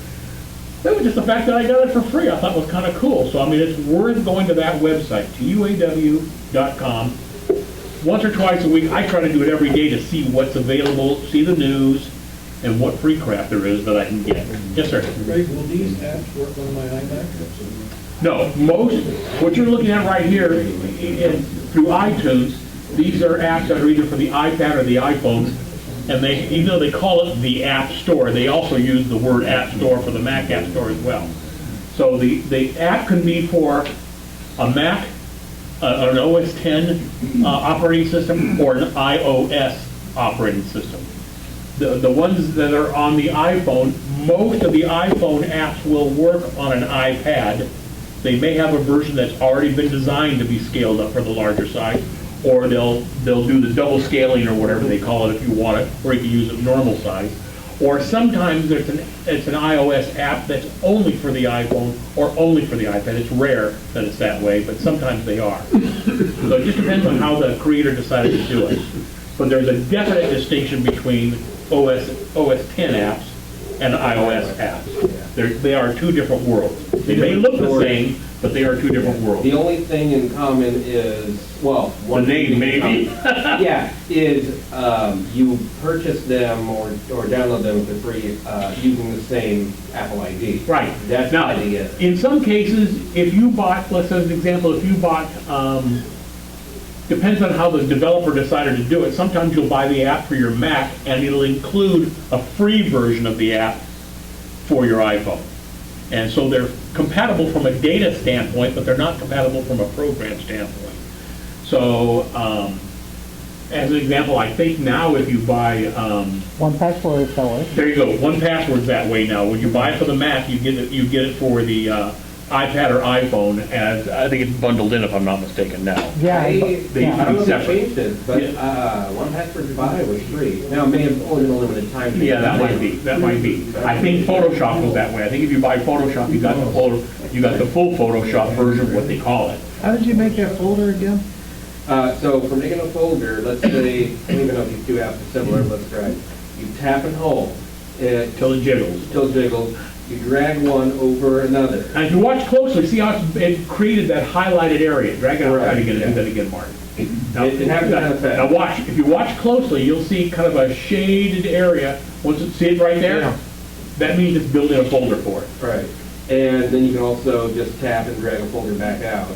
And the folders will hold 9 elements, but they'll create extra pages. You can Right. see it's already given itself an extra page if need be. Right. how did you get That's the the one photography thing then? about iOS 7 that was pretty useful is the ability to have multiple pages in a folder, which I'll show. There's a video I have. It appears that the one that you're doing the dragging, if you're creating a folder for the first time, whatever the developer decided to categorize it as, is where it picks up the name. So you can have photography and games and everything else. You might have 2 or 3 folders that are your everyday junk, let's say, I'll call it that.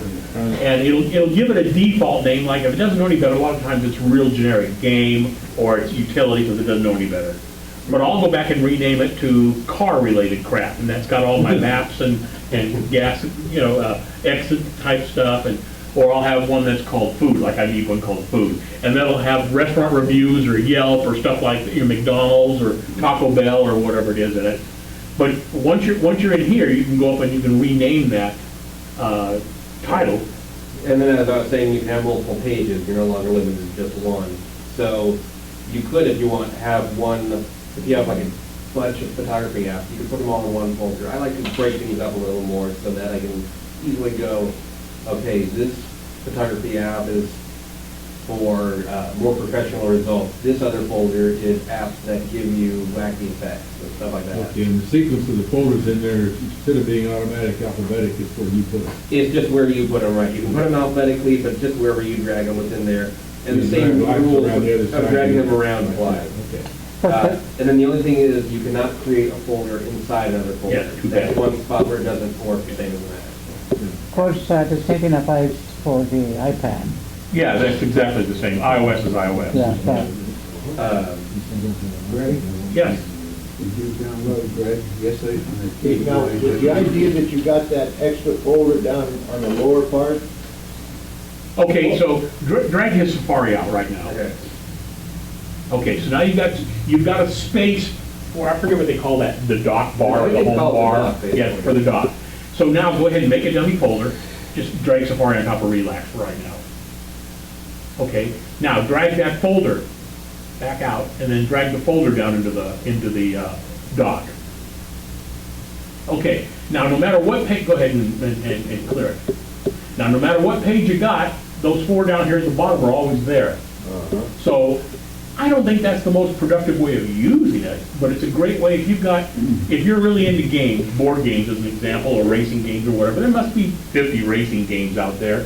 So you might have 2 or 3 racing games, or you might have 10 of them, and you haven't gotten around to evaluating them yet, and you got the space on the phone or pad, but you got them on screen 1, screen 4, screen 7, screen 9. Oh, yeah. You want to just drag one at a time over, because you're going to try to get yourself organized. Well, now you can put yourself a folder, an already created folder down there in the dock area, we'll call it that, and then go to the pages and find everything that's either game or racing game or whatever it is, and drag that one to that folder. So you don't have to drag it across 5 screens, you only have to drag it down to that dock. Does that make sense, Oh, folks? yeah. And then when you're done, move that folder out and put whatever your normal. Oh, yeah. And I thought, that's so simple. I saw that one of the podcasts that I watch every week. Well, there's 3 that I watch, 3 or 4 that I watch every week. One is Mac Break Weekly. That's really worthwhile to watch. What was that again? Mac Break Weekly. And you can subscribe to these through iTunes, or you can go to like TWIT, the Twit Network, and you can see all the ones that they've got. But I watch the Mac Break Weekly. They film it on Tuesday. It's available to watch on Wednesday, but you can watch it live if you want to. On Monday, there's one called iPhone for the i5 for the iPhone, and Sarah Lane does 5 apps for the iPhone, so it's like a 10-minute video. It's nothing, and sometimes they're worthwhile, sometimes they're not. And then once a week, there's iPad Today, and that's by Leo, I can't even think of his last name. Leo Laporte and Sarah Lane do that one. And the 2 of them are talking about iPad-related stuff, which of course a lot of it's iPhone-related as well. That's about an hour show. They do that on either Monday or Tuesday, and it's usually available to watch the next day as well. So I try to watch those 3 every week. iPad Today. So there's i5 for the iPhone, like I said, that's about a 10-minute one. iPad Today, that's roughly about an hour. And then Mac Break Weekly, which is usually about an hour and a half to 2 hours. And I try to watch those 3 consistently every week, where I learn one of these tricks. And somebody, one of the viewers had sent that idea of trying to get yourself organized, put the folder down there at the bottom until you got it all the way you want, and then, oh, what a time saver that is. Screen space to work with. Yeah. It's not like on the Mac where you can, say, okay, this part of my desktop I'm going to use for organizing. Yeah, don't think of getting an iPhone 6 Plus thinking you're gonna get more spots to put stuff. Well, Actually, you do. You get another there's row. more spaces, but And you can turn it sideways as well. Yeah. But there's just more stuff to organize. Right. Still, than in that case. So, Mark, go to my first page. Yeah, see, it still only shows 4 down there, but if I turn it sideways, it still only shows 4, but I actually get an extra row of stuff Yeah. on the screen. But Yeah, they've actually increased over the years. If you do like Greg mentioned, Mark, take the music and move it out into the open. Oh, right. Yeah, let me try that again. The music, let's Okay. drop that over to And anywhere, so it doesn't matter. just to build a folder, Yeah. Build the folder. and then drag Now, the folder down there. Then put the folder down there, then go find my What? pages. The pages is already in here. That's Oh, Keynote. excuse me, Keynote. I see what you're trying to do. So that we can have all the Apple apps together if you wanted Right, to, all the old iWork apps together. Yeah, however See, you want. this thing Well, you mentioned, You Greg. have pages inside this other folder. Oh, I do have. Okay, so what we really want to do is drag Keynote out and bring Keynote into Apple apps. Right. And like I said, I got the news. Oh, you got, the news is right Hang next on, to it. hang on. It's happened a few times already.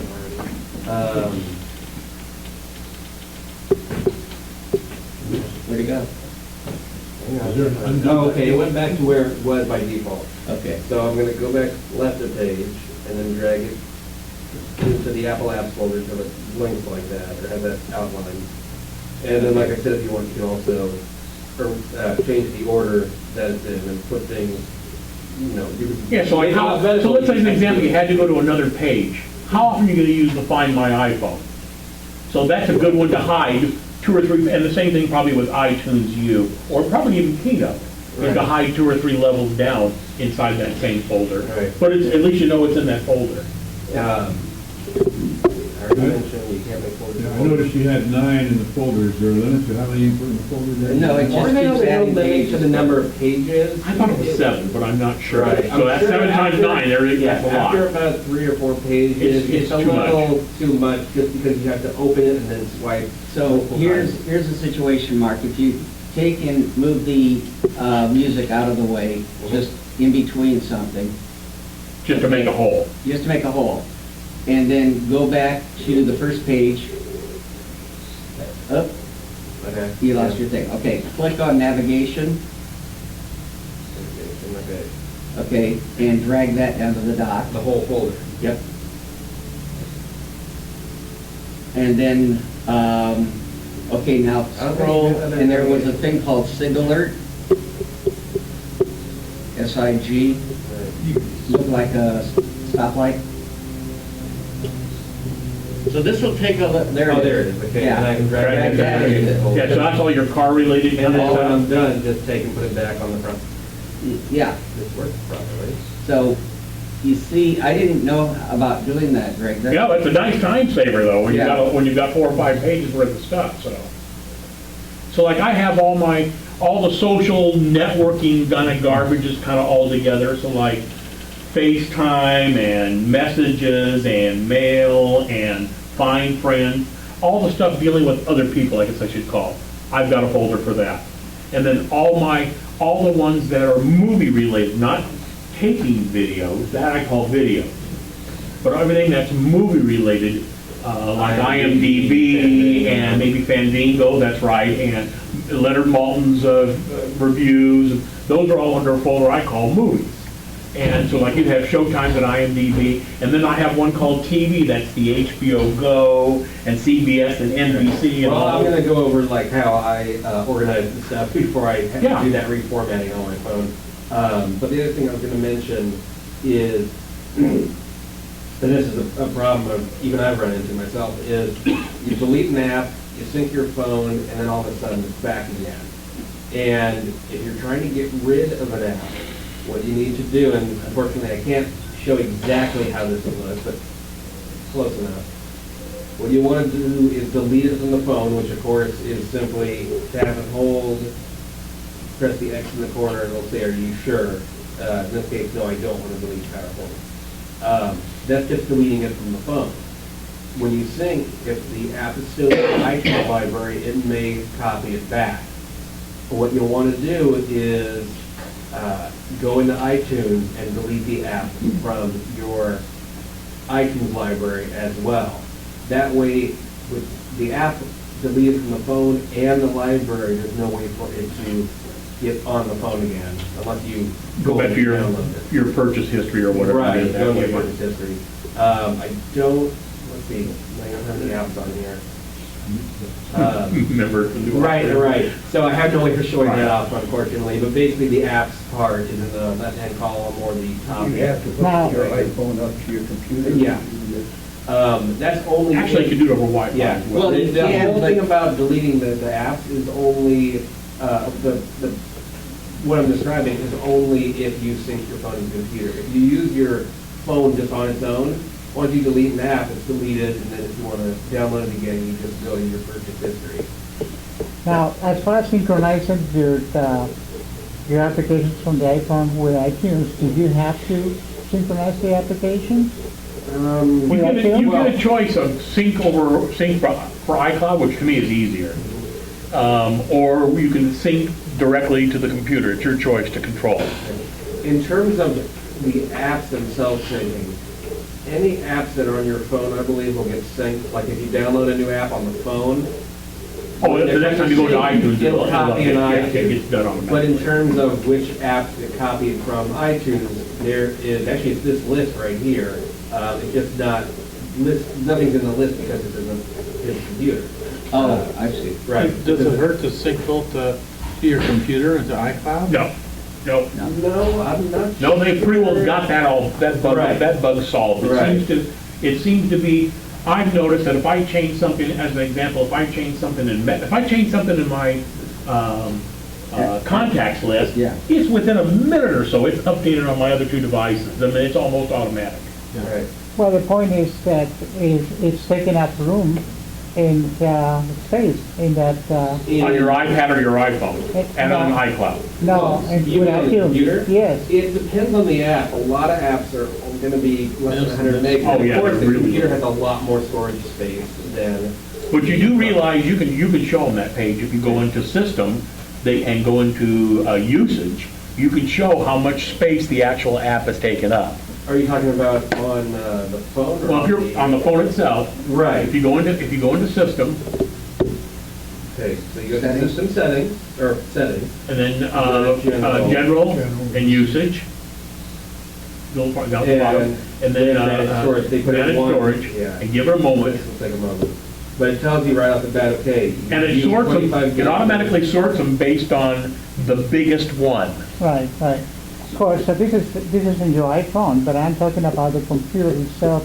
Those applications that are over there with iTunes in the library, you know, they're not usable for iTunes at all, only for system Well, it's items. mainly there as a backup, and then it was very rare for apps. Yeah, you actually have a folder within your iTunes media folder called applications. Yes. Right, That you could trash if you really wanted to, why bother?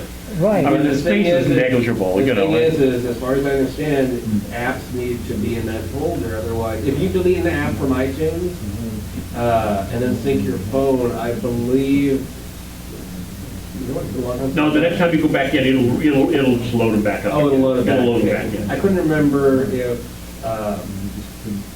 it's. iTunes wants to keep it current. Yeah, it's a little finicky, but it basically tries to say, okay, well, you don't have this app on this device, so it's going to copy over to the other one.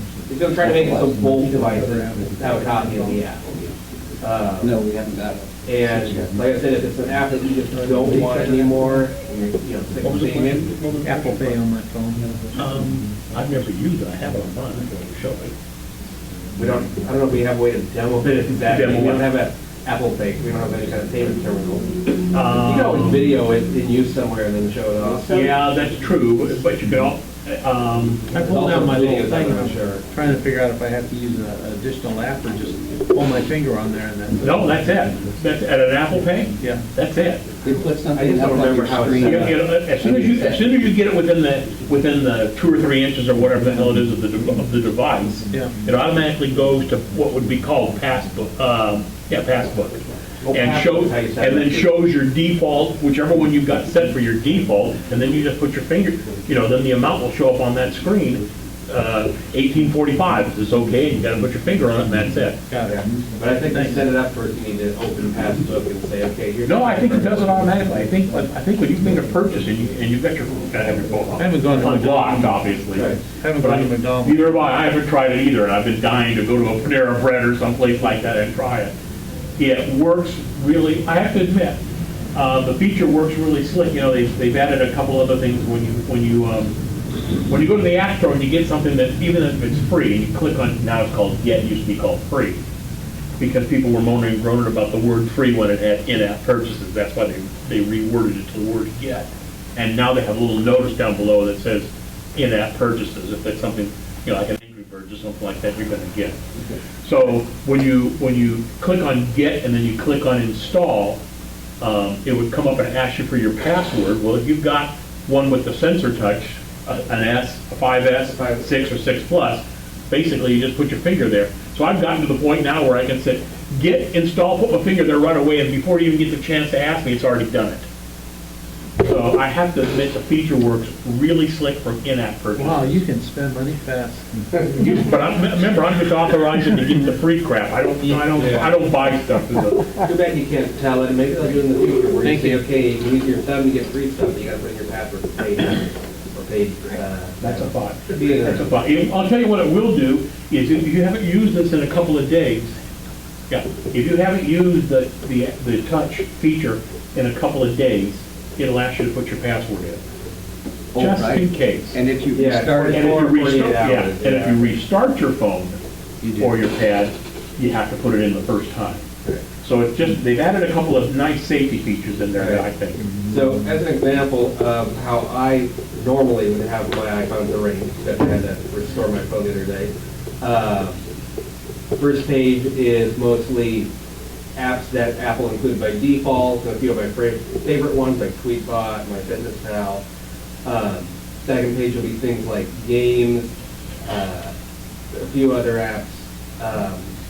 And as you can see there, you can have, this is a video, so I'm not actually able to interact with it right now. You can have multiple pages there like that. I love the Japanese one. Yeah. Another page.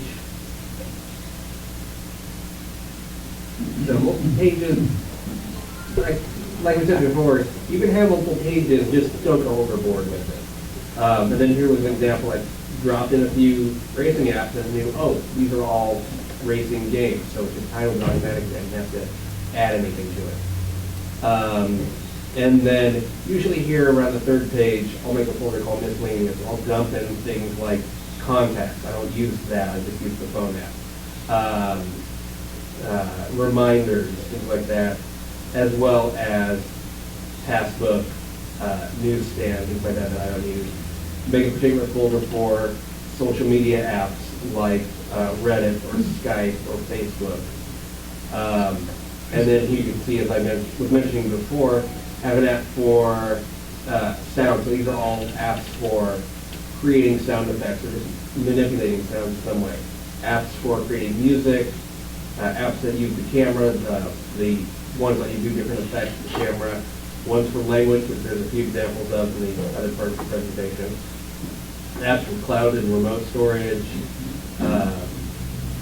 So once you get things really organized in this sort of manner, it becomes much easier to go, okay, where is my Find My iPhone app? Well, it's going to be under, in my case anyways, Find My iPhone, because it's based on location. You have to categorize and kind of break down what does the app do, what category would I normally, think of or associate with that app. And I think it just makes a huge difference in making it much easier. And you can see this is probably 8 pages worth of apps normally, condensed down to about 3. And it makes a world of difference. So the other part of what I'm going to talk about this morning is some of the useful... Oh, real quick, Mark, yeah, before you go, I got to switch. show them how to search Search what? for an app. Because thank God that feature exists, or I forget what page I got some of these things I know on. I do that all the Yeah, I time. know. Yeah, I use the search And for a when lot of it stuff. says organizing, Dad, Give me just a sec. No, I don't want to on iTunes, I don't want that.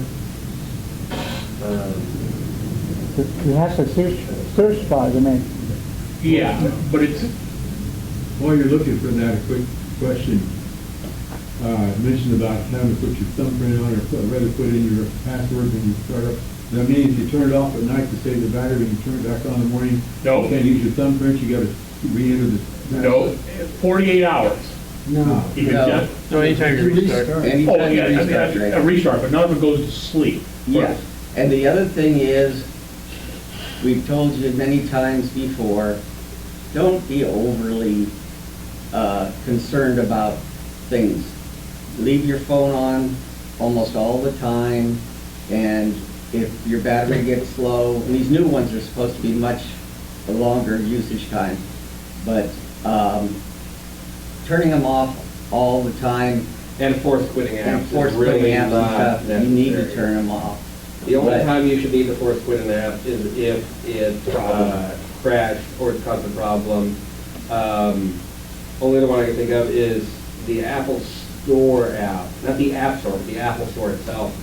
might be running in the background, trying to go, okay, well, where are you? Are you near a store or something? And you don't need it. You just swipe up and it quits it. But for the most part, the iPhone and iPad do a really good job at going, okay, you haven't used this app in a few minutes, and you're trying to open an app that needs more memory, so close this old one that you haven't touched in a while to make room for memory for this new app. It's very efficient in memory management. You mentioned searching from the top. And funny enough, my phone did this morning. Some people have run into this bug, which is still, for some reason, still there, where when you slide down anywhere on the screen where the icons are, you get a search bar. So I could say find Facebook, and it gives me, for example, it goes, here's the Facebook application, here's what's the Facebook in your mail. So you can search for apps that way if you're really in a hurry. And you can also see what the folder that it's sitting in is named.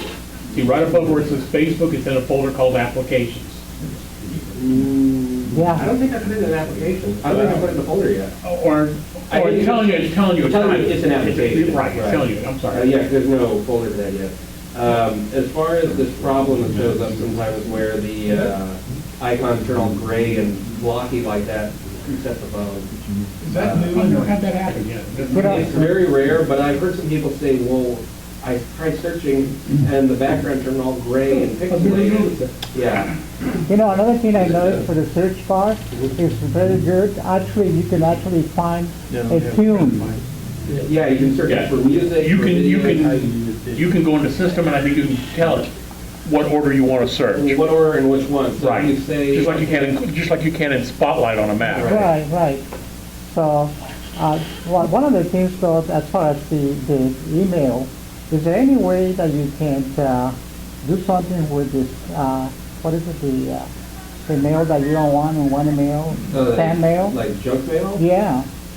The only real thing you can do about that, as far as I'm aware, is just simply delete it. There is a way you can say mark as junk, I think, but there's no junk mail folder. It's not like on the Mac where you can tell it, okay, here's what junk mail is like. No, you can go into iCloud and you can set some stuff up there, but it's pretty limited right now. It may also be based on your provider. I went into one of my business email accounts posted on GoDaddy, and I went in there, and I didn't realize it had put into a spam folder a whole bunch of email that came from somewhere, and it didn't pass it on to my phone.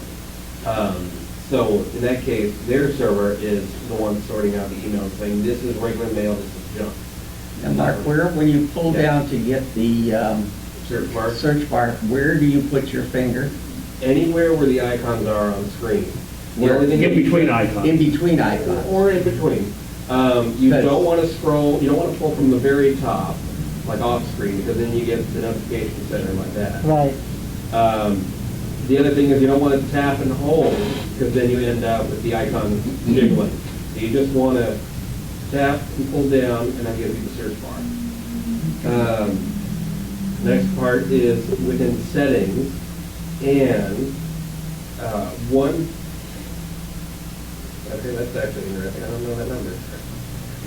I should have put on, I was going to mention, what do you call it? Do not disturb mode. I got a bunch of unsolicited calls from, I think it's in Jamaica. So I said, really? So I basically put in a rule and typed, hang on, They are getting so incessant. Okay. So I told it, it usually happens somewhere in the early mornings. I told it, okay, I set scheduled between 1 a.m. and 6 a.m., probably could have said 7, do not cause the phone to ring. The call will still come in, but it won't ring or make any noise, or vibrate. And that's customized. You can put certain people, you can put family members in there if you still want them, right? This part here is what's really interesting. So you could say, okay, who do you want to allow calls from? You could say everyone, no one. No, I'm not doing my voicemail right now. Favorites, people in your favorites list on the phone, or people just within a certain contact list. So I figured, okay, if someone's calling me and I know that they're probably already in my contact list, so they can ring through and it'll actually make noise or vibrate. It also has an option. I decided to trim this off where it said, if the person calls a second time, that same number, then it'll ring. I figure, you know what, I've already told it, let people I know ring through. That'd be good. So the only person who would be calling a second time would be an unsolicited caller. So I figured, well, let's disable that. Going back to my previous topic, under the cellular settings, in the settings app, it'll tell you how much, this is the last time you've reset this option, how much data you've used. Now this is only over your cellular network, from your cell phone provider. It's just data, it doesn't include anything that has to do with texting or phone calls. What's interesting though is you can enable and disable which apps are allowed to send and receive data while you're on a cellular connection. So for example, let's say I don't want, if I can find it, oh, maybe I haven't used it yet. Let's say I don't want Facebook to be able to function. Let's just say for some reason that Facebook uses a lot of data. I can turn that off, and then if I launch Facebook, it'll say, well, there's no connection. It'll only function when you're on Wi-Fi. So if you have an app that uses a lot of data, or you want to make sure you don't accidentally, open it and then start using up a bunch of data and end up, going over your limit for it, for data usage, you can control that from there.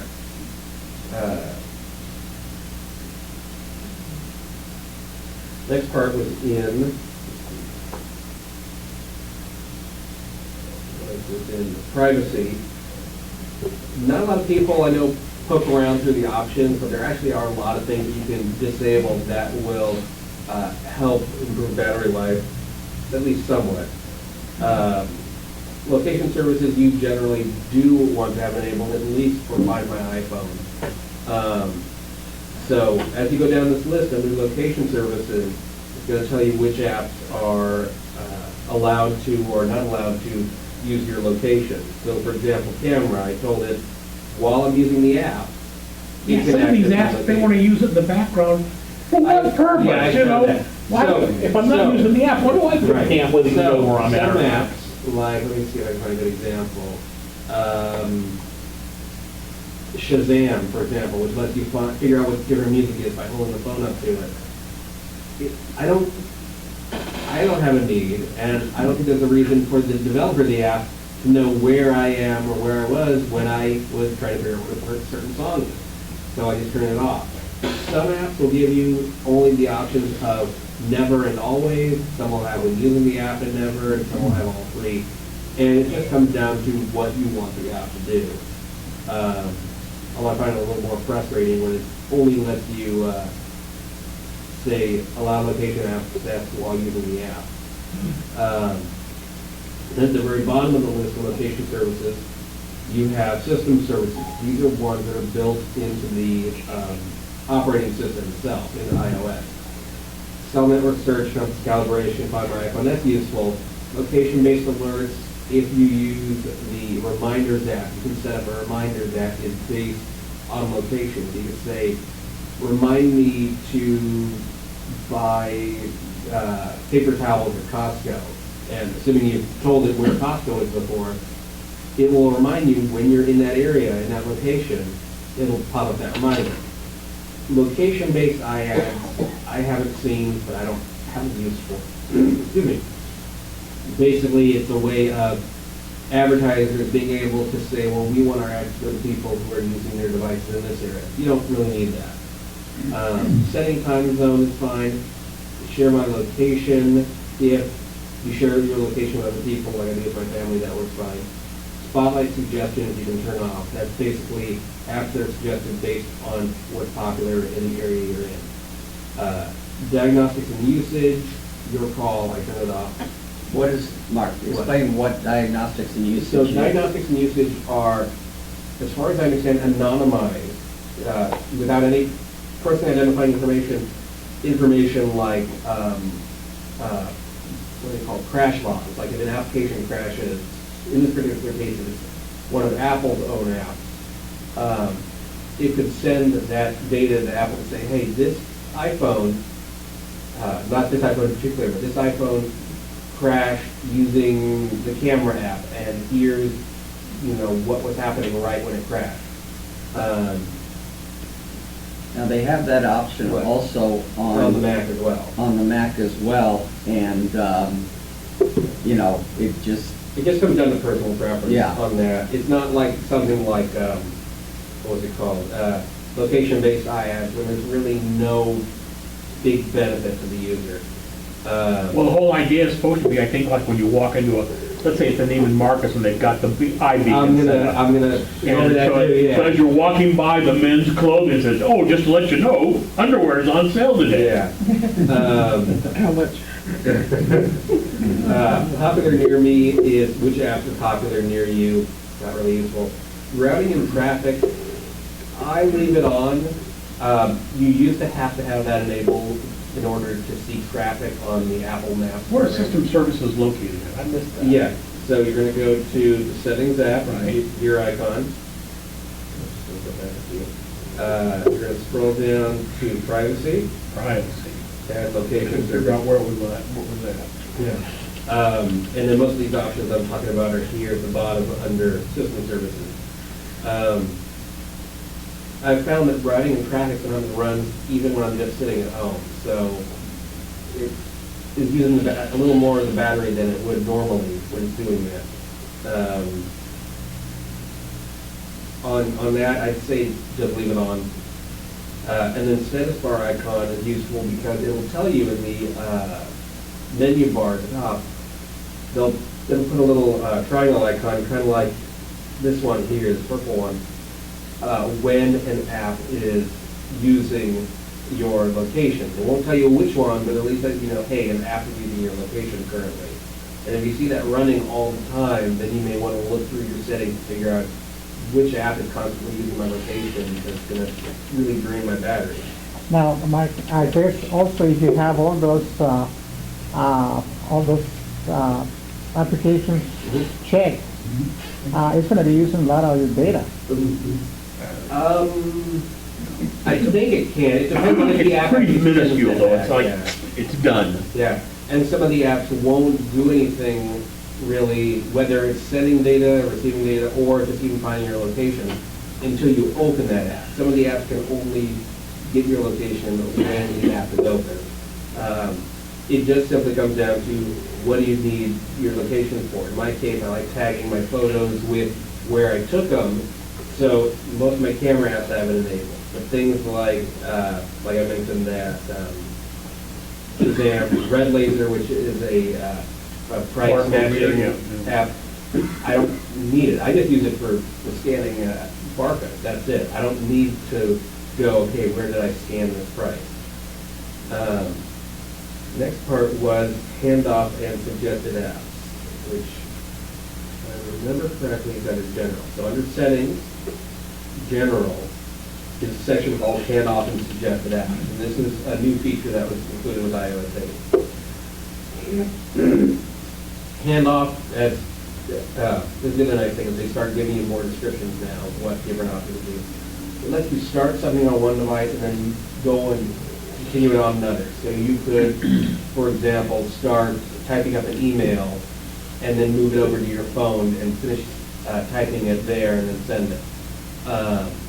That works with Yosemite. Right. That has nothing to Yosemite do and with, iOS 8. That combination of. but it just, right, it has nothing to do with going between like an iPad and iPhone. Right, no, those, Okay. yeah, those, as long as they're both running 8, Right. that works. If you don't have multiple iOS devices or you're not running Yosemite, there's no reason to leave it running. In my case, I don't need it. That's handoff? Say again? Handoff, lock that off?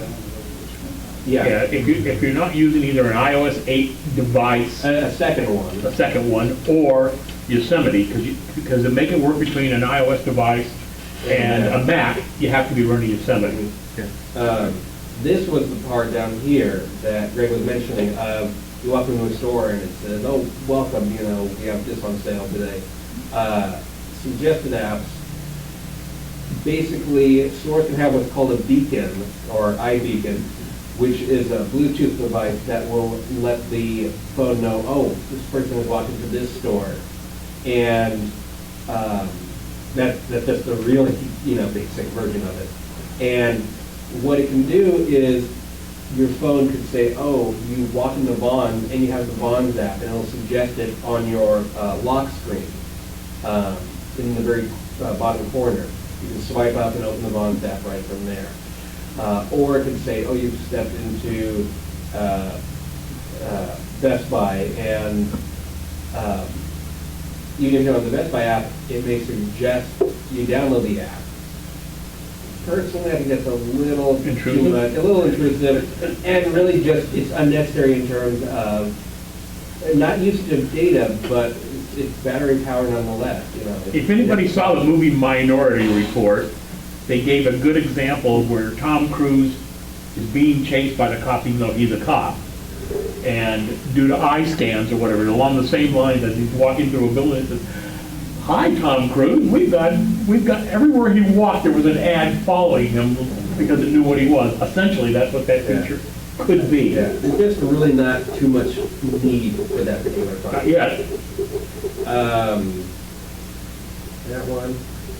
There is one option that most people don't change that I think is very important, especially if you protect your iPhone with either a PIN number, PIN code, or Touch ID, fingerprint, which is under the Control Center option. You can enable or disable whether you can access the Control Center. That's this part, when you swipe up from the bottom of the screen, that gives you a music playback control, airplane mode, Wi-Fi, Bluetooth, all those options. The idea is if you leave it enabled, if your phone is locked, someone could still swipe up, turn on airplane mode, and you can't find it. You can find my iPhone at that point. So I think unless there's some specific reason that you have to be able to access it without unlocking the phone first, it's best to disable that so that basically, in order to be able to change any options, you have to put in your PIN code or fingerprint first. And that would keep someone, hopefully it doesn't happen to anyone, but if you lost the phone, the person who had it would not be able to disable the phone's location finding ability. And you'd be able to look up on Find My iPhone. I had a lady over at the class we teach on Mondays come running in. My purse was stolen, and it has my credit cards and all this stuff, and my iPhone. And it's like, oh, great. So what I did was basically, I went to find my iPhone. She told me her username and password, and it showed up in San Bernardino. Wow. And I says, I'm not going to San Bernardino.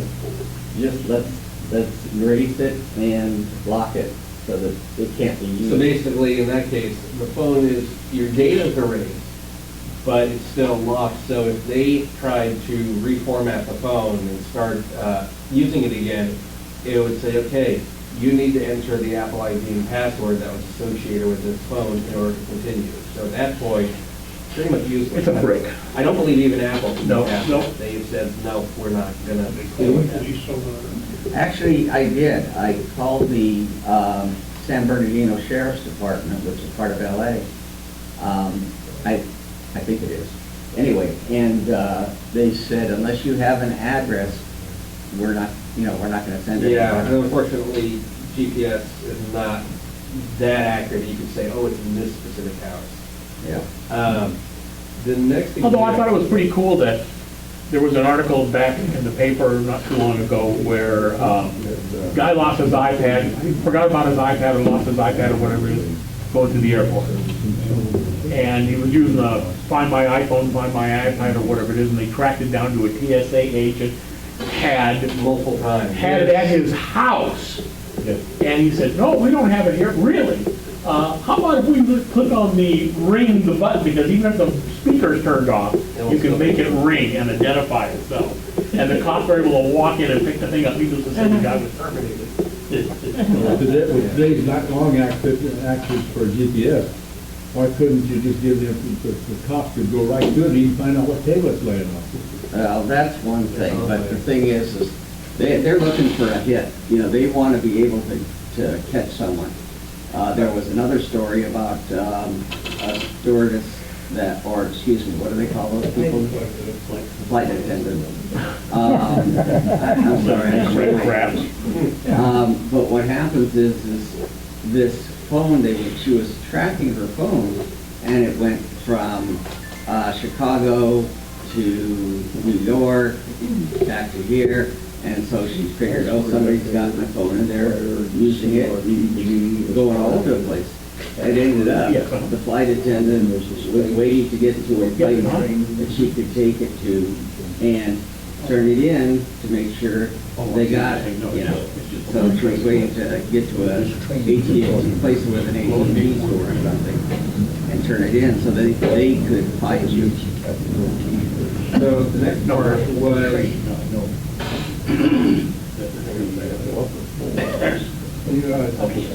Why you couldn't give them an address? The cell phone, I look at my iPhone, it shows me my house. It's very, very, like Mark said, it's very, very difficult to get the exact location unless it's got clear sight. So say Now, for instance. well, it's not even clear sight necessarily, it's just not accurate enough. GPS is not accurate enough to pinpoint to that closer spot. It is the ones that they let us have. Well, aren't. when I GPS looked is down to a up- couple of feet. I looked up, when I I think it's 30 mom and feet, dad I went think to is the what we're movies the other limited day, to. it showed them as being in two Yeah. separate places, even though they're in the theater. Right. I've had that happen. Theaters got very low. See where my so- car is at, or I had my, if I check my wife's phone right now, it might show the neighbor's house. Right. So, airdrop was the other thing. But I don't know, I'll need that phone back though to show that off. Oh, AirDrop. So AirDrop is a very easy way to share files between different iOS devices and I think Yosemite. And between Yosemite, and another use for the thing called Find My Friends. Greg and I started that years ago when he got his.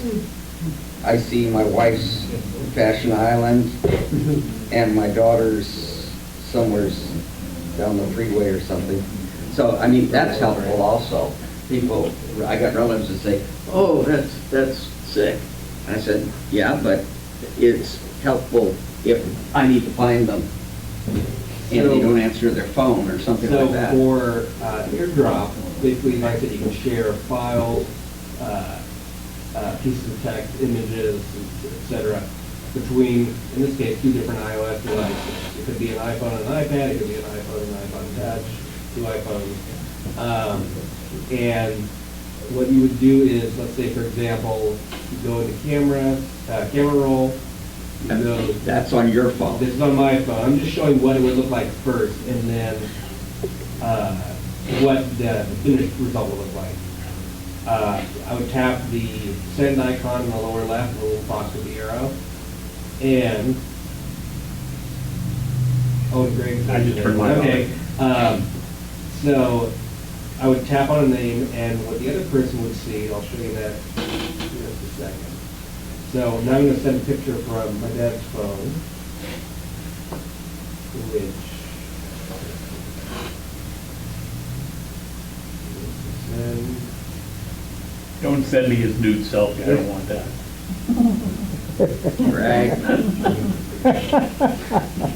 Oh, AirDrop also has to be enabled. Okay, I forgot to mention that. To receive an AirDrop file from someone else, not to send it, just to receive it, you need to open up Control Center by swiping up from the bottom, say AirDrop, and you can say accept from anyone, or the best option is just people that are in your contacts list. And it should show up in a second here. There we go, Mark. So when I send the file over from his phone, that Steve Spiegel would like to share a photo. Accept. And you can send multiple photos at once. You can send video clips even. I use that to transfer photos or videos over. And once it's done, it'll open up the photo, or if it's a web link, it'll open the link in Safari as soon as it's done receiving it. The other thing I wanted to, I'll send you something. the other part I want to go over was some of the apps that I've found very useful. I don't know how much time I have left here. Mark, do you have, apps gone free on yours? I don't. Because There are apps that will, I don't know if they're still around, apps that will tell you which apps are free that are normally paid for. Yeah. Right, there's a one called Apps Gone Free, Look at this. and basically you go in there, I'm picking it and up. every day, they have gone and found apps that are trending as free. They have a price that shows you what the price would be if you didn't take it now for free. And some of them are pretty pricey. Now, some of them will have, there's other in-app purchases and stuff like that, but you get to play with the thing and find out, and basically it's the old deal of you tell a friend, hey, I found this really neat app, and you tell them a week after you got it for free, they got to pay $2.99. Is it O-N-E or the number one?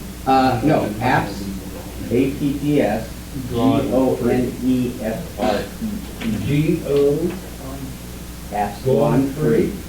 and is that Is that an app also or for, It's an app. for IMAX? It's an app. That's iPhone, I think. I think it's just for the iPhone. Yeah.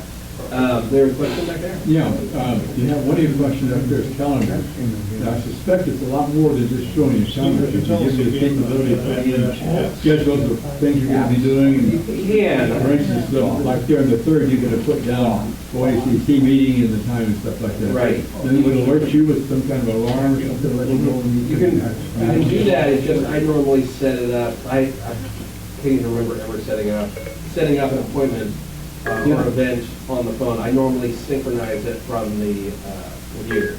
But will it give you an alert ahead of time? They'll give you the alert, basically, if you're at the computer, the iPhone and the computer will have the alert at the same time. Yeah, within a second maybe. Yeah.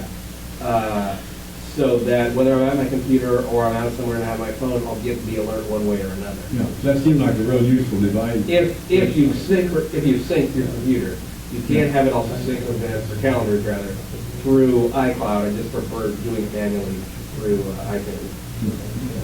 You mentioned earlier, well, you haven't mentioned, what is it called, connectivity? Well, where you can make a phone call through the.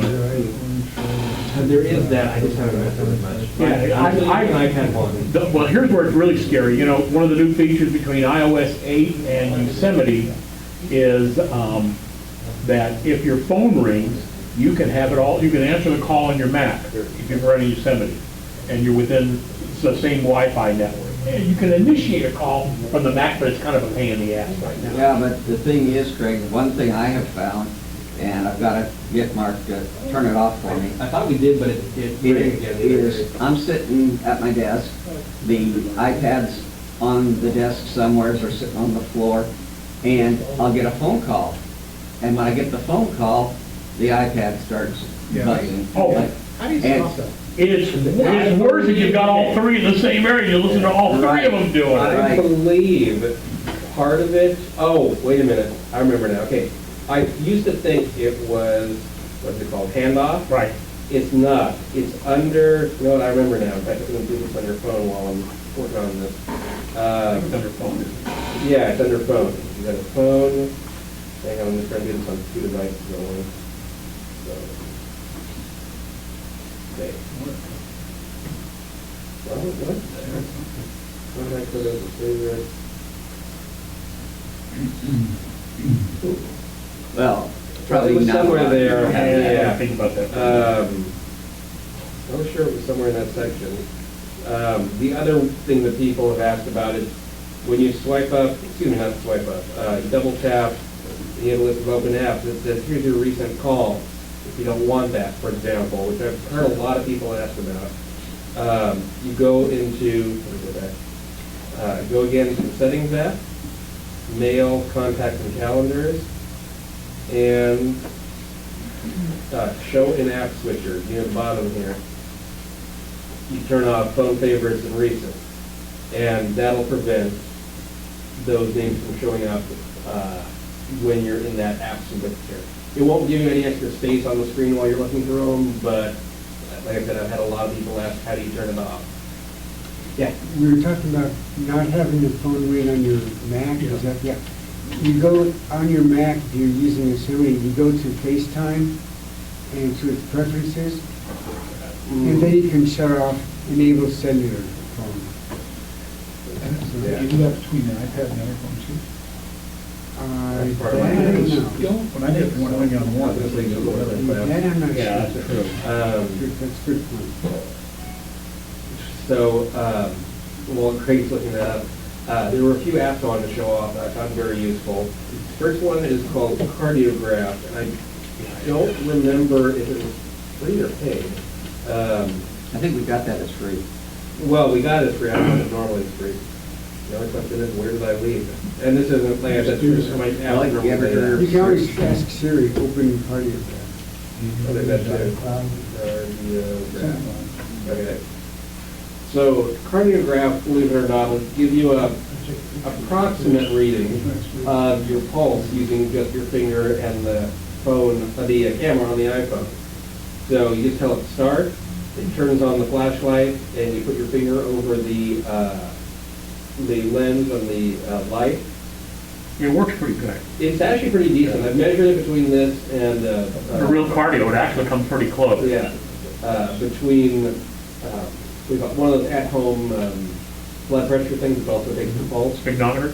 Yeah, and it's pretty close. Yeah. I'm actually very surprised. It's pretty amazing for a Yeah. free piece There of is another software. app that's paid that's supposed to do using your face. It's that if you've seen the footage of it, it takes regular video and it interpolates your pulse based on, I don't know exactly what, but you look at it, it makes it look like the person's face is almost pulsing with, as the blood flows through. And then the app will say, okay, at this date on this time, you had this as your pulse. And then it can also sync with iCloud, so you can have it synchronized across devices. Another one that I found pretty useful, again, I'm not sure if it was free or paid, unfortunately, I should have taken note of that before, is Speak and Translate. This one is, of course, so I've already opened it multiple times and it's like bugging me now about other apps. This one will let you translate between different languages, not just between, let's say, English and French, you can go between German, French and German or right. whatever, It's server-based, so you do need a connection to the internet. But I could say, for example, how do I get to the Eiffel Tower?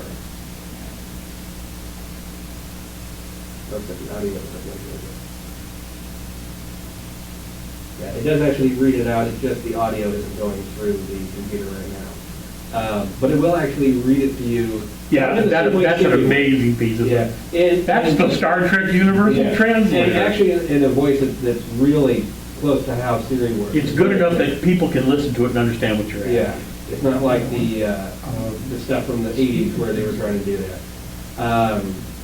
He can, tap, not drag. Gives you a list of which apps, which languages you frequently use, and all the ones that they support. It's a pretty surprising list. It's very long. And as far as I remember, there were no in-app purchases for it. Everything's pretty much right there in the app when you buy it. Oh, there is one. Yeah. They ask you, do you want to upgrade to the paid version? You can access it from the control screen. Oh, not control center. From the lock screen. lock screen. From the lock screen to notifications. Like this. Speak and Yeah. Translate is the name of that one. Yeah. It's very accurate. Yeah. This section, I think, is what they mean. Actually, no, actually, Well, it was probably free when you got it. well, it's free, it's probably like $3 or $4. This, I think, is actually what you're thinking. I'll tell you something. Years ago, we didn't have. I think this is what he meant. That's what I meant, yeah. It has it right there. Oh, God. So these, what we're getting here, the capabilities and the quality. Okay. Next one is called. Yeah, if you do a search on Speak and Translate, the paid version shows up first, but scroll down a little bit, you'll see the free version below. I may have just ended up getting the free, the paid version. Yeah. Does that mean if you receive an email in a different language, you can use this to translate it back in English? No, this one's strictly for speech. Just Spoken language. Yeah. Yeah. For what you're talking about, and most people don't realize it, but you can actually use, believe it or not, Google to translate. Oh, yeah. So Yeah. if you had an email that was in French, you could copy and paste that into Google and it would Also, translate it for you. there's also, and I actually found it pretty useful, a plugin for Google Chrome that'll let you highlight something and then. And it'll speak it? Not speak it, but it'll translate it within the page. It's not like it pops up in a separate little Right. window. It replaces the original text. Next one is called DLC Player, which is for playing back videos. It's not currently available for some But it's going to be back within a It's couple. gonna be back within a You couple haven't weeks. done anything that's caused it to sink or you would have lost it. Well, no, I always keep copies of all my In apps. case, yeah. In fact, one I bought the other day and had refunded, ended up getting pulled days later, and it still works. That's the Is that right? Yeah. Interesting. Just don't abuse that same feature is what I've heard. DLC is a bit different from Apple's own player in that you can just drag and drop videos onto your phone's storage without having to sync the phone to iTunes. So you can transfer videos from another computer. In fact, I forgot to do it. What do you call it? Doc is over here on the right. So I could go to phone, and again, this isn't my computer, so scroll down to DLC and drag in a video, and it'll copy it. And Oh, that's a handy feature. yeah. Yeah, and So you- you don't have to synchronize it to get it, because that's the one thing that's always been a pain to me is you have to bring a video into iTunes. And then convert it or whatever. Well, you don't have to convert it, usually, but you have to copy it in, and then you need to sync it to the phone. But maybe you don't want to sync the phone yet. One step. Yeah. And what I found useful about it, not only. And it stays within the VLC app because that's what you brought Right, it into. within its own Oh, section. I like that. It can handle a lot more formats than the phone itself normally can handle. I'm Yeah, not like it'll sure. handle MKVs, it'll Yeah, I do know AVIs. maybe maybe I don't know about Windows Media. Video. I'm not sure. But it The definitely Mac handles version more does, I don't know about formats, that. yeah. But It definitely handles more formats of this video. is, just to let you, this was pulled from the App Store because it didn't meet something on Apple's I requirement. thought it was legal, like copyright or something. Something like that, but it was just announced a few days ago that it'll be back within a few days, so. The VLC. We've recommended this for the Mac for years. It's free for the Mac. In fact, Videoland Client, which is what it's called, is available for every hardware platform in the world, I guess. And movies that, and you could, on a Mac as an example, I'll acquire a movie, or however I've acquired it. MKV is a very common format, and nothing will play in MKV, this will. Yeah. Handbrake uses it. Yeah, Handbrake, Handbrake yeah. can handle it, yeah. But pretty much everything I've thrown in VLC can handle. One other little nice feature, it's not anything that big, is you can also skip ahead by just swiping left and right, change the brightness. Let me get the volume, I don't think the volume part's working right. Basically, it's all gesture-based, as well as if you tap, you get pause, fast forward, and everything like that. And it just gives you a lot more controls. You can also adjust brightness if the video is too dark. Or excuse me, contrast, not brightness. It's just has a lot more features than the built-in video player that is included in iOS. Next one is called Hyperlapse. And, You call that what? VLC. And it's in, how you use that instead of? Not necessarily instead, but it's a As great well as. thing to have in addition. The built-in video app, where is it? This one here with the slate board icon, it's okay, but like I said, you have to go through more steps to get video loaded on the phone. With VLC, you just drag it into iTunes and it goes onto the phone without a second or third step in the middle. It drags into its own space. Right, so You you, videos. right. Yeah, I can show that again if you want the, I can find where it was. iTunes, In the apps. okay, in the apps, and here on the left-hand side, there's, summary, apps, music, so click on apps. Normally, this section here would be the apps that you're synchronizing in the phone. And then below it is file sharing, and those are apps that you can drag files to and from without synchronizing to iTunes in order to get that data over. It's basically like drag and drop when you're on a Is there network. something like that for photos? I'm pretty sure there are. Because otherwise. It's like a quick, easy way to just drop photos in and then view them.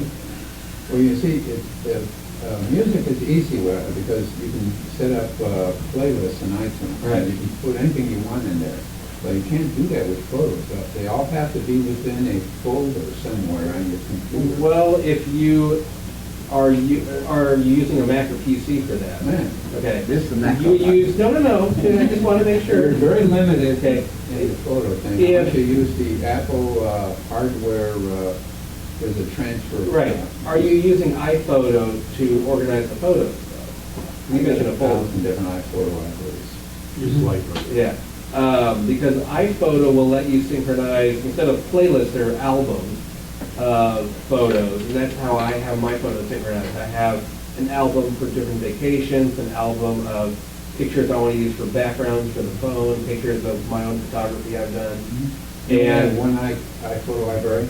yeah, I have and you, 100. no, but you can, well, it's not going to show up here, I think. For Photo, every vacation, I got 1,000 Yeah. pictures of each one. yeah, it's not going to show up. Who's gonna watch them all? It's not going to show up the way you would normally see it on the computer, but you click on photos under your iPhone settings here on in iTunes, it'll usually let you say sync photos from iTunes, and you say either sync all or just sync the particular album that you want from iPhone. Click on selected folders. Well, there are no folders. This is his, remember, this is Greg's computer that's just set up. So there's nothing to synchronize. He hasn't used iPhoto yet. But normally you would have the option of clicking on different playlists and saying, okay, I want to, not excuse me, not playlist, albums, different albums from iPhoto. And you say, I want to synchronize this album and this album only. And when you go to photos on your phone,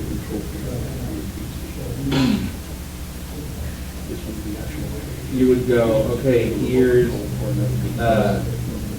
for example, the album in iPhoto of my photos that I've taken. And it'll transfer just those photos, or you may have a second or third album you can synchronize as well. So the main thing, the problem is you need to synchronize, you need to bring the photos into iPhoto, then sync them, rather than What if you have them in photos folders. from 2 different iPhoto libraries that you want to get on your iPhone? That's going to be a tough one. If you use iPhoto Library Manager, I think it's $15 or $20. Yeah. I've talked about it in the past. I think you can drag photos from one library to another library using iPhoto Library Manager. But when you're syncing But it can only, that's right, but it's only talking to one at a time. Yeah. So I think in your case, I think what you'd have to do is you'd have to either merge photos from one album to another album, or from one library to another library, or maybe create a iPhone library environment, and then drag the photos that you want to be on your iPhone or your iPad into that and use that for synchronizing. Yeah, I guess I could do that. Then Yeah, it's not have 2 different elegant. photos, and all the storage required for it. Yeah, so like in my case, I can't show here because it's on the other operating system, but I've got one that's that's friends' pictures that people have sent me. I don't necessarily want them in my own library, but I want to keep them. And so I've got about 5 or 6 iPhoto libraries, and one is when I was really into doing competition photographs. I have one for that. I have one for gag pictures, that people tend to email you, those kind of pictures. I don't necessarily want them in my library, but they're funny enough that I want to keep. so I've got a gag photo library, but iPhoto can only show one library at a time, so I have to use that utility to choose which library I want to be the current library, and then go from there. Sloppy, but it's better than nothing. Yeah. So there were two other apps I wanted to go over. First one is called Hyperlapse, and it's by Instagram. Yeah. That's really So cool. what Hyperlapse is it'll let you take a time-lapse video where it speeds things up. But Which now iOS 8 does. Which iOS 8 does, but this will It's much also better. stabilize the video, and it's also all done on the phone itself, so it doesn't use any data. So this I shot, if I remember correctly, I think I was holding the camera by hand at this point. Oh, good, we're not breaking any laws. No, I was in the passenger seat. No, I was in the passenger seat.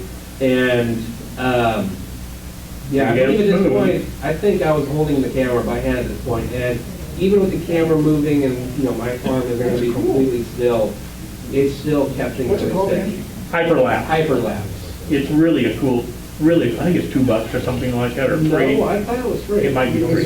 So, yes, because it was Instagram. So, in fact, the name's right up here at the top. Yeah, that Yeah, it is is very really cool. Yeah, but it actually analyzes each frame and Kind of goes the cable, how much and the takes out the cable shape between the frames, which is pretty well It thought also out. gives you an option of different speeds, so you can speed it up to as much as 12% or as low as 2. I think you can play it back at normal speed. The downside is, of course, it's going to be take up more space in the time lapse, but it will be stabilized pretty well. Does it do sound too the same way? No, and I don't think it does sound when you record it at one speed, normal speed. No, I don't think it does either. I don't know of any apps that do it. In fact, even Apple doesn't either. Well, no, Apple does, and I was thinking in terms of Premiere. If you record a regular video and bring it into an editing program and speed it up. I think they all drop the audio out because I don't think any of them speed the audio Premiere out. keeps the audio. What I was thinking of is Premiere will not let you ramp up and down the speed of the audio. You do that for video. Now, I think you have to pull it out and then feed it back in. Yeah. But in answer to your question, no, it doesn't keep the audio. That'd be pretty funny in a group picture with people talking and. Yeah, I mean, there's many uses for this thing. He wanted to try it, we were in Vegas a couple of weeks back. I was going to say, this looked like it was 15, but I wasn't sure. Yeah, and, man, when we saw it, I mean, look at that bus wiggle with the wind. You Now, see, you know? just saw that, you saw part of the dash of the car, but smoothly it went out of the frame, so you obviously change your Correct. camera position, but Now, it did it I think at smoothly. this point, when we were on the freeway, I had the camera held Sitting at on the 5. dash? And not sitting on the dash, one of those little suction cup Yeah. mounts. And it wasn't really that steady, it looked like. But the only thing that's Livable. the only thing that's moving around is the reflection of part of the Right. dashboard here, and that's it. Now, how's that mounted with? It was basically attached to the windshield using one of those little suction cups with a little. There's many of these flexible little arm. deals that you can buy, and I usually direct people to Big Lots, Marshalls, TJ Maxx. They don't have the trinket sections? And they have a section on technology. Earphones and earbuds and cases for your iPhone. Go to Amazon first and look and get an idea of what you want, Yeah. so that you have an idea. Well, when you And also go what there, they Greg, cost. you take what they have. I don't know, but I mean, you can look through Amazon and see all the different kinds of clamps or tripods Right. or whatever that And- are available, and then you can go to the places that have the blowouts and see what it'll do in its place. Yeah. Mark, can you Yeah. get a file from this that you can then send? Sure. It's small enough. Yeah, movie the file. only one thing is, okay, this It creates video its is own about 3 algorithm on minutes. the, 4-minute video, and it ended up being 192 megs, so too big to send via email. The other thing though is it is a full high definition video, so you could always take and say export. And lower the quality. Yeah, I don't know. Yeah, take it down to 480p. Yeah, That'd be a does it give you an estimate? Yeah, there if you you go. export it for iPod Touch and iPhone 3GS, it would make it about 57 megs. Still too big to send by email, but you can send it through. Well, you can always do Dropbox, or you You can send always it. do what Greg and I do, is get together on Or iChat, send it Yeah, via message, message. yeah. and I just drop it on his icon, and it says, do you want to send? And I say yes, and he accepts Yeah, because it. Messages doesn't seem to have a limitation, it's just a time. The time-lapse app that's built into the camera app that comes with the phone is good, but it doesn't stabilize, and it's really better suited, I think, for things where you have the camera on a tripod or stand of some kind. So this was a time lapse of the sunrise. And nice. it worked pretty well, and I actually found it worked much better than the camera I used to use. Now, you left that phone there in that hotel room all day, you didn't have a problem with it? Overnight. This was only till. What I found, I used to use. Do you leave the phone plugged in? Yeah. What I used to do was use a PlayStation Eye, the PlayStation 3 camera, plugged into a laptop that doesn't work after 10.6 came out.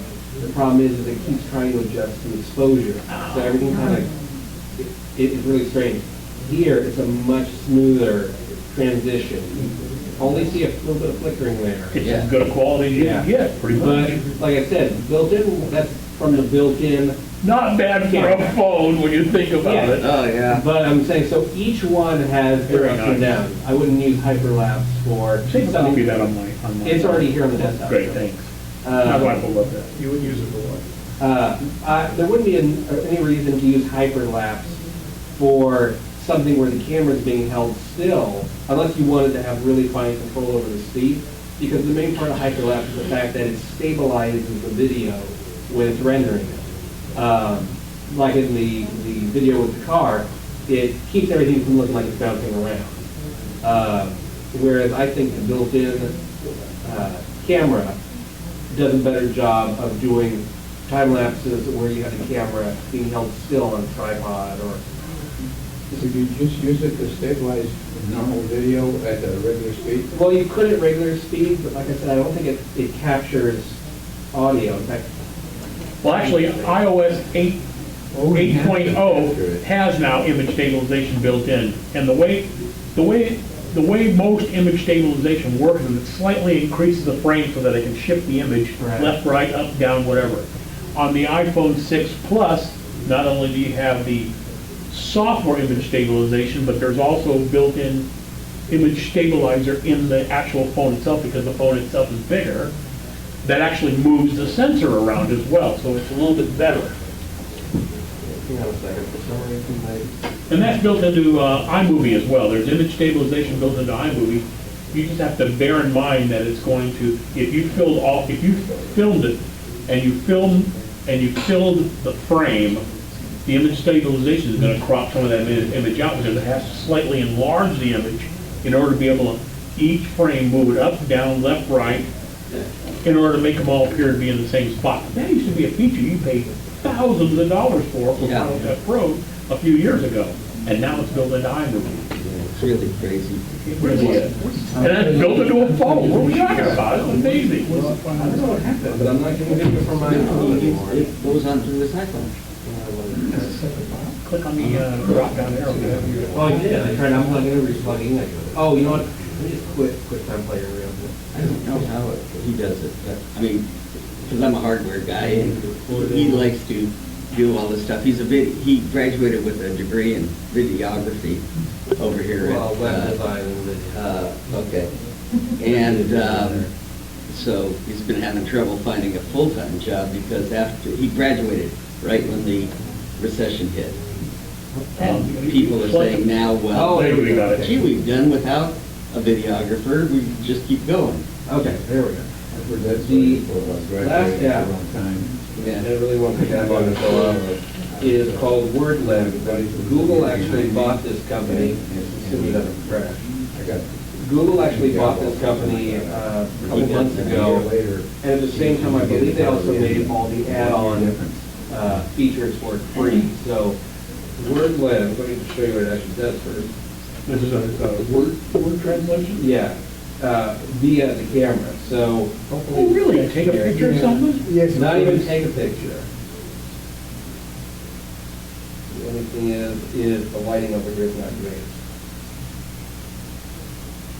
Okay, so it converted it from English to Spanish. Spanish, and you can do vice versa. So it gives you, I think it's, well, here, the whole list is here. It lets you go back and forth between German, English, Spanish, French, Italian, Portuguese, and Russian. And my understanding is that... I had it, I didn't realize I had it. Oh, but I was saying all One of those free ones I found. yeah, all the languages used to be something you had to pay extra for, but since Google bought out the project, they've made them free. It's called Word Lens, all one word, Word Lens. And literally, if you take a picture of an Italian sign, it. Is this a? You don't even have to take a picture. You just aim Yeah, it is. Okay, let me try real fast. Let me try real fast getting,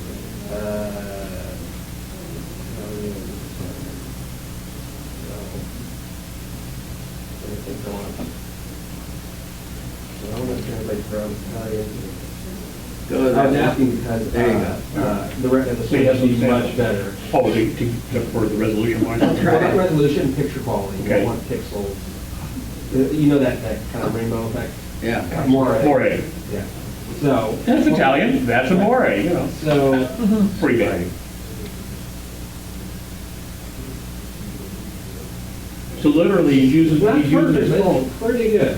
He's using his phone to show that image, capturing that image without taking a picture. You just have to display it, right? Just hold it up to it. Right. What it would normally look like. And then switch to the phone so we can This see is a what you regular got. one. This is what it looked like originally. This is what's on his screen currently, on Greg's laptop. And by going through the Word Lens app, it's able to take. The other thing is this is also done on the phone. It doesn't require a data connection. Really? Yeah, it's actually doing it in real time, which I found very surprising. Obviously, the more contrast it has to work with, the better. Yeah. Something. I still don't know what it says. It's yeah. It's about losing weight. It's something about. Oh, that's why. I think you have to start and then rotate. That's perfect, but I can tell you, you know, wherever this is, maybe it's church, you can't wear like revealing clothing, it sounds like. That's revealing. Yeah, I'm gonna say, right? No tank top. What was another one? Let's try one more. Could be tough at an angle. Yeah.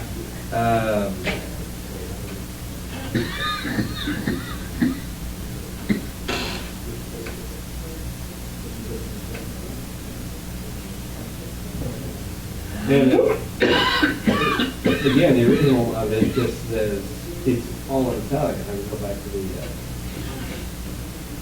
it's actually amazing how it keeps up with it too, as they're moving. So here's what it actually says, what's being displayed on his screen.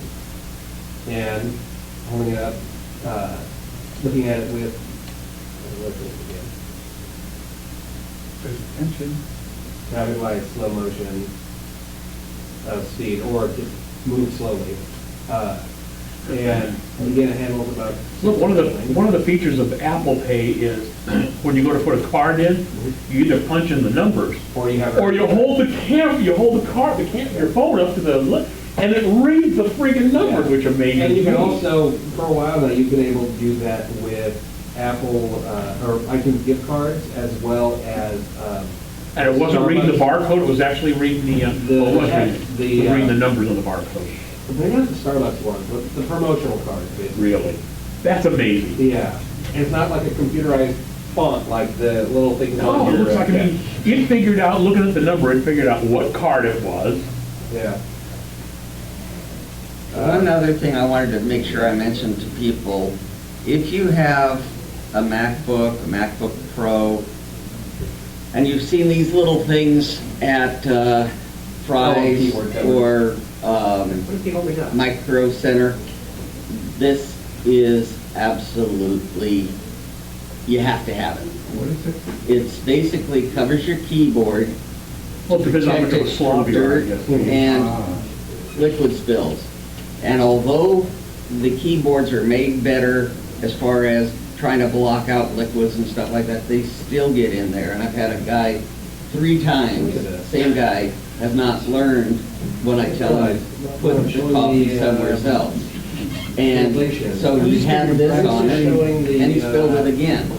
And it's like, but these, and you know, you think, oh my gosh, it's not gonna feel very good. No, And you just lay it down over your keys, you get the one that's for yours, and it feels just You know, perfect. with notes, Yeah. if you have one, page when you have all your passports. Can you Fry's? Fry's or Micro Center, I don't remember which. They're- In case somebody gets a hold of your You can get them online too. This one's from Macalay. There are third-party programs out there that can scramble the MACALAY. image. That's what you're talking about? Well- It's an image or text? Text.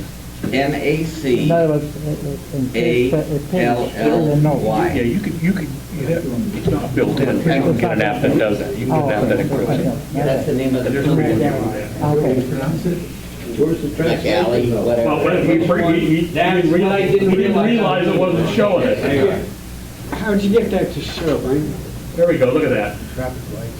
Look at I was like, that. no wonder no one seemed impressed. It wasn't showing Yeah, up on because the we were screen. saying, like I said, I thought you were gonna pick another one or something. Yeah, I was like, people must already be used to this. And it doesn't matter if you rotate it, it keeps up with it as well. When you start to rotate it, it starts to change, it starts to drop back, but it's doing real time right now. Yeah. So the left is the original image and the right is what's coming from my phone, which is that. And that was called a word lens. The cover, it's, Oh, the covers. You got the name? it's a keyboard. Keyboard condo. Is that a Trojan brand? You are like a little woman. Anyway, Robert's gonna get with Greg, and they said that they will be doing next month, and the month after, work on, More with Yosemite. Yosemite, because, there's a lot to do with that. I haven't even touched it yet, because my poor computer, I thought I was getting a Mac Pro, oh great. That one's, Shutterstock, that's got that Trouble was overlay that on it, that screw up. 2006. Here, I can use the, same thing with the translation. Yeah, I know. It,